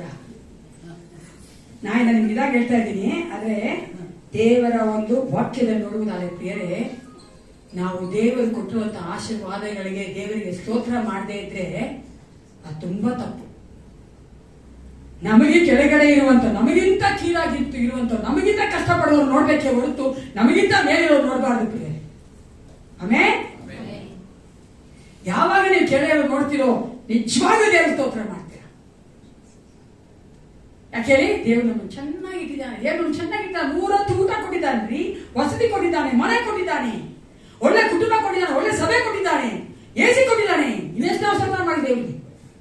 ಅದು ಬಿಟ್ಟು ಬೇರೆಯವ್ರನ್ನ ಯೋಚನೆ ಮಾಡಬಾರ್ದು, ಜಲಸಿ ಆಗಿರ್ಬಾರ್ದು, ಹೊಟ್ಟೆ ಕಿಚ್ಚು ಪಡಬಾರ್ದು ಬೇರೆಯವ್ರು ನೋಡಿ. ಅದು ವಿಶ್ವಾಸಿ ಆದವನು ಅವಿಶ್ವಾಸಿ ನೋಡಿ ಹೊಟ್ಟೆ ಕಿಚ್ಚು ಪಡಲೇಬಾರ್ದು. ಒಂದೇ ಒಂದು ಹೊಟ್ಟೆ ಕಿಚ್ಚು ಪಡ್ಬೇಕು. ಏನು ಗೊತ್ತಾ? ವಿಶ್ವಾಸಿ ಸ್ಪಿರಿಚುವಲ್, ಆತ್ಮಿಕವಾಗಿ ದೇವರ ಅವ್ರನ್ನ ಅಭಿವೃದ್ಧಿ ಪಡಿಸ್ತಾರೆ, ಆತ್ಮಿಕವಾಗಿ ಹೊರಗೆ ಕೊಟ್ಟಿದಾರ. ಆವಾಗ ನಾವು ಇಲ್ಲಿ ಏಸಪ್ಪ ಓಡಬೇಕು. ಏಸಪ್ಪ ಅವ್ರಿಗೆ ಮಾತ್ರ ಕೊಟ್ಟೆ, ನಾನು ಕೊಡೋ ಹೊರಗನ್ನ, ನಾನು ಚೆನ್ನಾಗಿರೋ ಆತ್ಮಿಕವಾಗಿ ನಾನು ಸಭೆ ಮಾಡ್ಬೇಕಂತ ಆಸೆ ಪಡ್ತೀನಿ. ಅದಕ್ಕೆ ಹೋಗಲ್ಲ ನಾವು. ಯಾರು ಹೋಗಿದ್ದೀರಿ ಸತ್ಯ ಹೇಳ್ರಿ? ಅದೇ ಹೋಗೋದೇ ಇಲ್ಲ ನಮ್ಮ ಜೊತೆ ಯಾವ ಲೋಕದ ಕಾಡಿನ. ಅದಕ್ಕೆ ಅಲ್ಲಿ ದೇವ್ರ ವಾಕ್ಯ ಚೆನ್ನಾಗಿ ಹೇಳ್ತಾರೆ, ಪೂರ್ವ ಭಾವಗಳನ್ನ ನೀವು ವಿಸರ್ಜಿಸ್ಬೇಕು. ದೇವರ ಆತ್ಮನ ಕೊಡುವಂತಹ ಆ ಒಂದು ವರಗಳಿಗೆ, ಆ ಆತ್ಮನ ಕೊಡುವಂತಹ ಒಂದು ಫಲಗಳಿಗೆ ನಾವು ಆಸೆ ಪಡಬೇಕು. ಮುಂದೆ ನೋಡ್ತೇವೆ ದೂಷಣೆ, ಸ್ಲೆಂಡರ್ ಅಲ್ವಾ? ದೂಷಣೆ ಬೇಕಾದ್ರೆ ಇಲ್ಲಿ ನಾವು ಬೇರೆಯವರ ಕುರಿತಾಗಿ ತಪ್ಪಾಗಿ ಮಾತಾಡುವಂಥದ್ದು, ಸತ್ಯ ಅಲ್ಲದೇ ಇರುವಂಥದ್ದು ಮಾತನಾಡುವುದು. ಸತ್ಯವಾಗಿ ಅದು ಮಾತಾಡೋದು ಪರವಾಗಿಲ್ಲ, ಒಂಥರ ನೋಡಕ್ ಹೋದ್ರೆ ಅದೇ ಸತ್ಯವೇ ಇರೋದಿಲ್ಲ. ಪಾರ್ಷಲಿ ಟ್ರೂತ್ ಅಂದ್ರೆ ಅರ್ಧ ಸತ್ಯ ಇರುತ್ತೆ, ಅರ್ಧ ಸುಳ್ಳಿರುತ್ತೆ. ಅದನ್ನ ಏನ್ ಮಾಡ್ತೀವಿ? ದೂಷಣೆ ಮಾಡ್ತೀವಿ, ಅವ್ರ ಬಗ್ಗೆ ಮಾತಾಡ್ತೀವಿ ಅನ್ಬೇಕಾದ್ರೆ ನಾವು ಅವ್ರ ಹೆಸರನ್ನ ಕೆಡಿಸ್ತಾ ಇದ್ದೇವೆ. We are assassinating the reputation of that person. ದೂಷಣೆ ಮಾಡುವಂಥದ್ದು. ಅದಕ್ಕಾಗಿ ಒಬ್ರು ತುಂಬಾ ಚೆನ್ನಾಗಿ ಹೇಳಿದ್ದಾರೆ, ಇಬ್ರು ಮಾತಾ ಇದ್ರು ಅನ್ಕೊಳ್ಳಿ, ಇಬ್ರು ವ್ಯಕ್ತಿಗಳು ಮಾತಾ ಇದ್ರೆ 5 ನಿಮಿಷ ಅವರು ಅವ್ರ ಬಗ್ಗೆ ಮಾತಾಡ್ಕೊಂತಾರಂತೆ, ಇನ್ನು ಒಂದು ಅವರು ಬೇಡ ಮಾತಾಡ. ಯಾಕೆ ಹೇಳಿ? ಅದೇ ಸ್ವಭಾವ ನಮ್ಗಿರೋದು, ಅದೇ ಸ್ವಭಾವ. ದೂಷಣೆ ಮಾಡುವಂಥ, ಬೇರೆಯವ್ರ ಬಗ್ಗೆ ಮಾತಾಡಿ ಅದೇನಾಗುತ್ತೆ, ಒಬ್ಬಕಿವಿಂದ ಒಬ್ಬರಿಗೆ ಅದನ್ನ ಗೊತ್ತು ಅನ್ಸುತ್ತಲ್ಲ. ಒಂದು ಆಟ ಕೂಡ ಇದೆ ಅಲ್ಲಿ. ಅವರು ಒಂದು ತಮಾಷೆ ಕೂಡ ನೋಡಿದ್ದೀನಿ ನಾನು. ಆ ಹುಡುಗ ಎಲ್ಲೋ ಹೋಗಿರ್ತಾನೆ, ಈ ಹುಡುಗಿ ಎಲ್ಲೋ ಹೋಗಿರ್ತಾಳೆ. ಒಂದು ಕಿವಿಗೆ ಬಿಡ್ತಂದ್ರೆ ಆ ಹುಡುಗಿ ಹೋದ್ರು ಅಂತ ಇರುತ್ತಷ್ಟೇ. ಹೋಗ್ತಾ ಹುಡುಗಿ ಸೇರಿ ಓಡೋದ್ರಂತೆ ನೋಡಿ. ಯಾಕೆ? ಅದೇ ದೂಷಣೆ, ಅದೇ ಮಾಡೋದು ನಾವು. ನಾವ್ ಅನ್ಕೋತೀವಿ ಮಾತಾ ಇದೀವಿ ಬೇರೆಯವ್ರ ಬಗ್ಗೆ ಚೆನ್ನಾಗಿತ್ತ, ಅದು ಬೇರೆ ಕಿವಿ ಬೀಳ್ತದಲ್ಲ, ಅದು ಒಂದಕ್ಕೆ ಆಗ್ಬಿಟ್ಟು ಏನಾಗ್ಬಿಡುತ್ತೆ, ಅಸಾಸಿನೇಟ್ ಆಯ್ತು, ಅವರ ಹೆಸರು ಕೆಟ್ಟೋಯ್ತು. ಕೆಡ್ಸೋದು ಕ್ಷಣ ಕಾಲ ಪ್ರಿಯರೇ, ಅದೇ ಕಟ್ಟೋದು ಎಷ್ಟು ಕಷ್ಟ ಇದೆ. ನಾವು ವಿಶ್ವಾಸಿಗಳಾಗಿ ಅದೇ ಸ್ವಭಾವ ಇಲ್ಲದವರಾಗಿ ನಾವು ಏನ್ ಮಾಡ್ಬೇಕಾಗಿದೆ? ಈ ಸ್ಲ್ಯಾಂಡರ್, ದೂಷಣೆ ಮಾಡೋದು ನಿಲ್ಲಿಸ್ಬೇಕು. ಯಾಕಂದ್ರೆ ಏಸಪ್ಪ ಈ ಸಭೆಯಲ್ಲಿ ಯೂನಿಟಿ ಇರ್ಬೇಕಂತ ಆಸೆ ಪಡುವ ಆತ.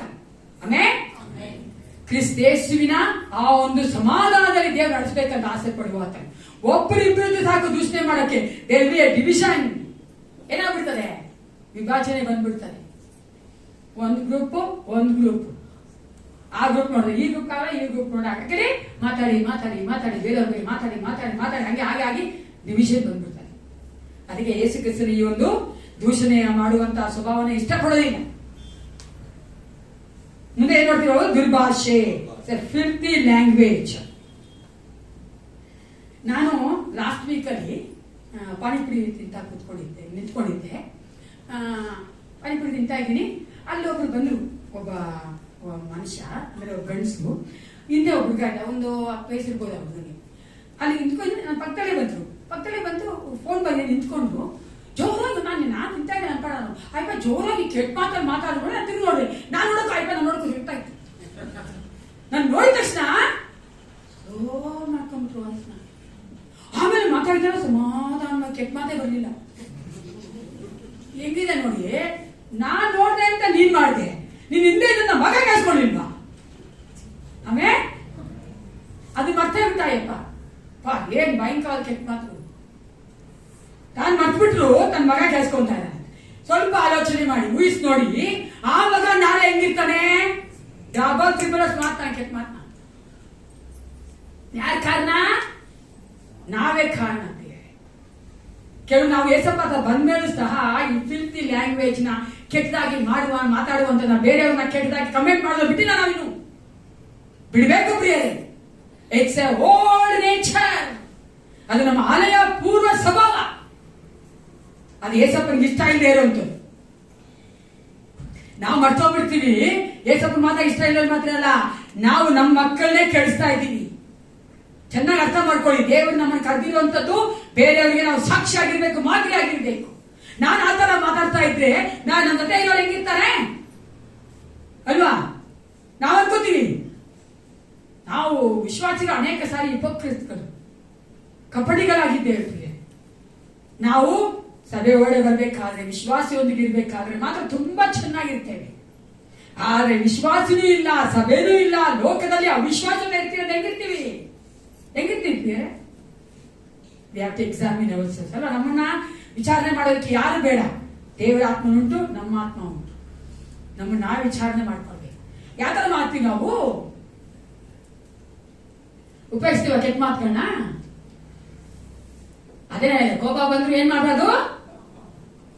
ಏನ್ ಪಾಪ ಮಾಡ್ಬಾರ್ದು? ಕೆಟ್ಟ ಮಾತು ಬಾಯಿಂದ ಬರಬಾರ್ದು. ಅದು ಬಾಯಿಂದ ಬರ್ತದೆ ಏನಾಗಿದೆ? ಎಲ್ಲಿದೆ ಅದು? ಒಳಗಡೆ ಇದೆ.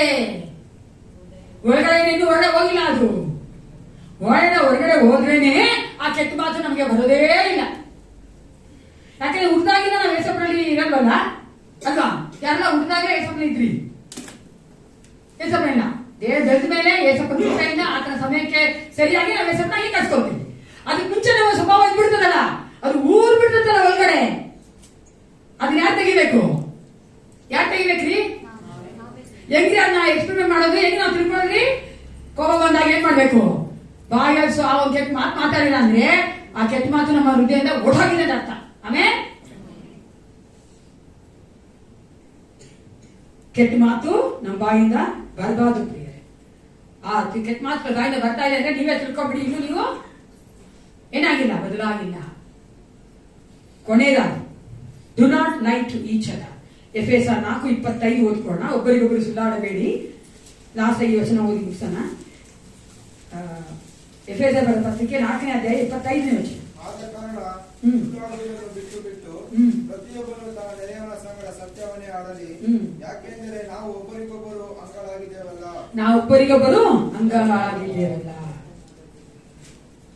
ಯಾಕೆ ಸುಳ್ಳಾಡ್ತೀವಿ ಗೊತ್ತಾ? ನಾವು ಬೇರೆಯವ್ರನ್ನ ಮೋಸ ಮಾಡೋದಕ್ಕೋಸ್ಕರ.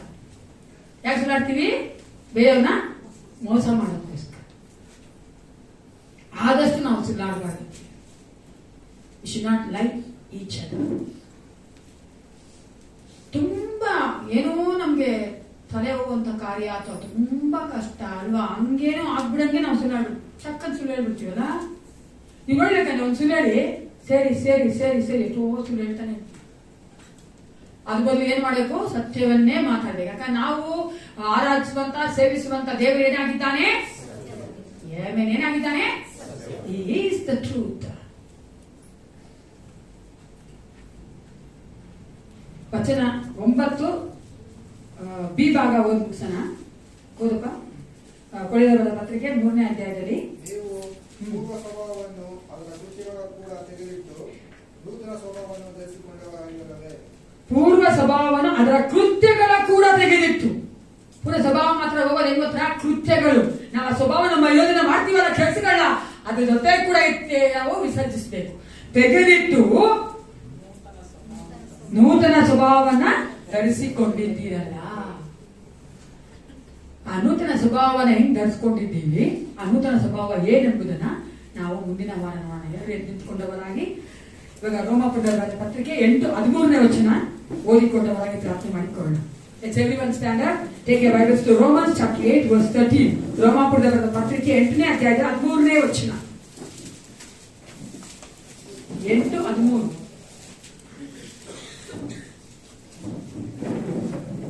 ಹೇಳ್ಕೊಡ್ರಾ? Romans chapter 8 verse 13. ನೀವು ಶರೀರ ಭಾವವನ್ನು ಅನುಸರಿಸಿ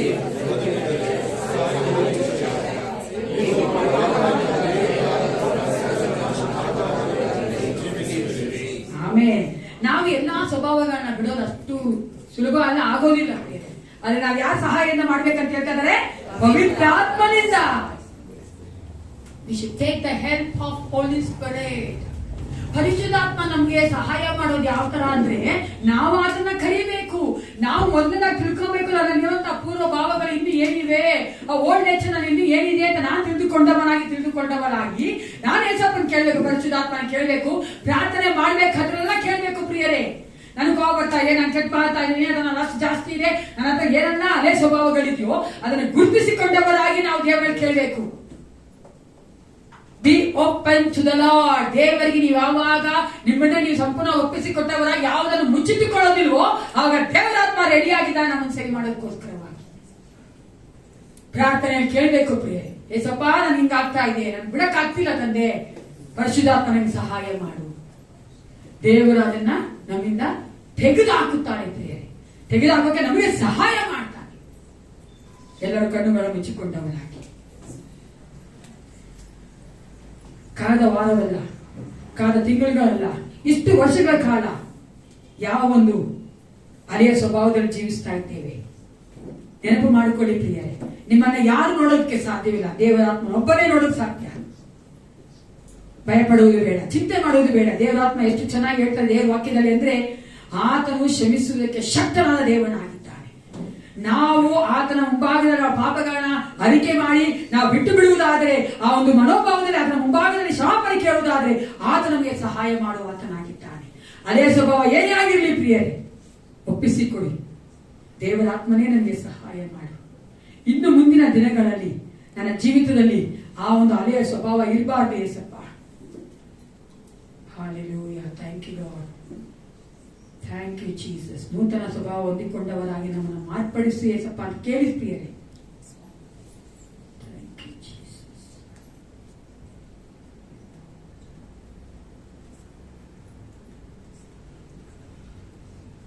ಪರಿಶುದ್ಧರಾದ ಪರಲೋಕ ತಂದೆಯೇ, ನಿನ್ನ ಪರಿಶುದ್ಧವಾದ ರಕ್ತದಿಂದ ನಮ್ಮನ್ನು ತೊಳೆದು ಕರ್ತ ನಿನ್ನ ಮಕ್ಕಳಾಗಿ ಮಾಡಿಕೊಂಡಿದ್ದೆ. ಈ ಲೋಕದಲ್ಲಿ ನಾವಿನ್ನೂ ಜೀವಿಸ್ತಾ ಇದ್ದೇವೆ ಕರ್ತನೆ. ಆದರೆ ಲೋಕದಲ್ಲಿ ಇರುವಂತಹ, ಶರೀರದಲ್ಲಿ ಇರುವಂತಹ ಆ ಒಂದು ಸ್ವಭಾವಗಳು ಏಸಪ್ಪ ನಮ್ಮನ್ನು ಬಿಟ್ಟು ಹೋಗುವಂತೆ ಕಾರ್ಯ ಮಾಡು ಕರ್ತನೆ.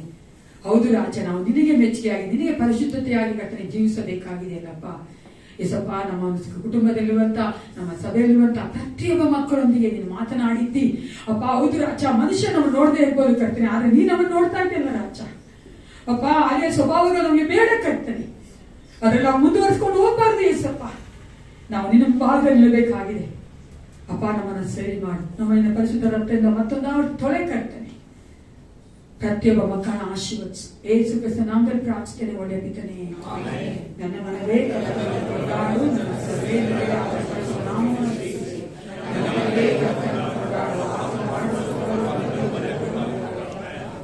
ನಮ್ಮ ಕರ್ತನಾದ ಯೇಸು ಕ್ರಿಸ್ತನ ಕೃಪೆಯು, ದೇವರ ಪ್ರೀತಿಯು, ಪರಿಶುದ್ಧಾತ್ಮನ ಸಹಾಯವು, ಸಹವಾಸವು, ಶಾಂತಿ ಸಮಾಧಾನವು ಸದಾಕಾಲ ಎಲ್ಲರೊಂದಿಗೆ ಇರಲಿ. Praise the Lord. Jesus loves you and blesses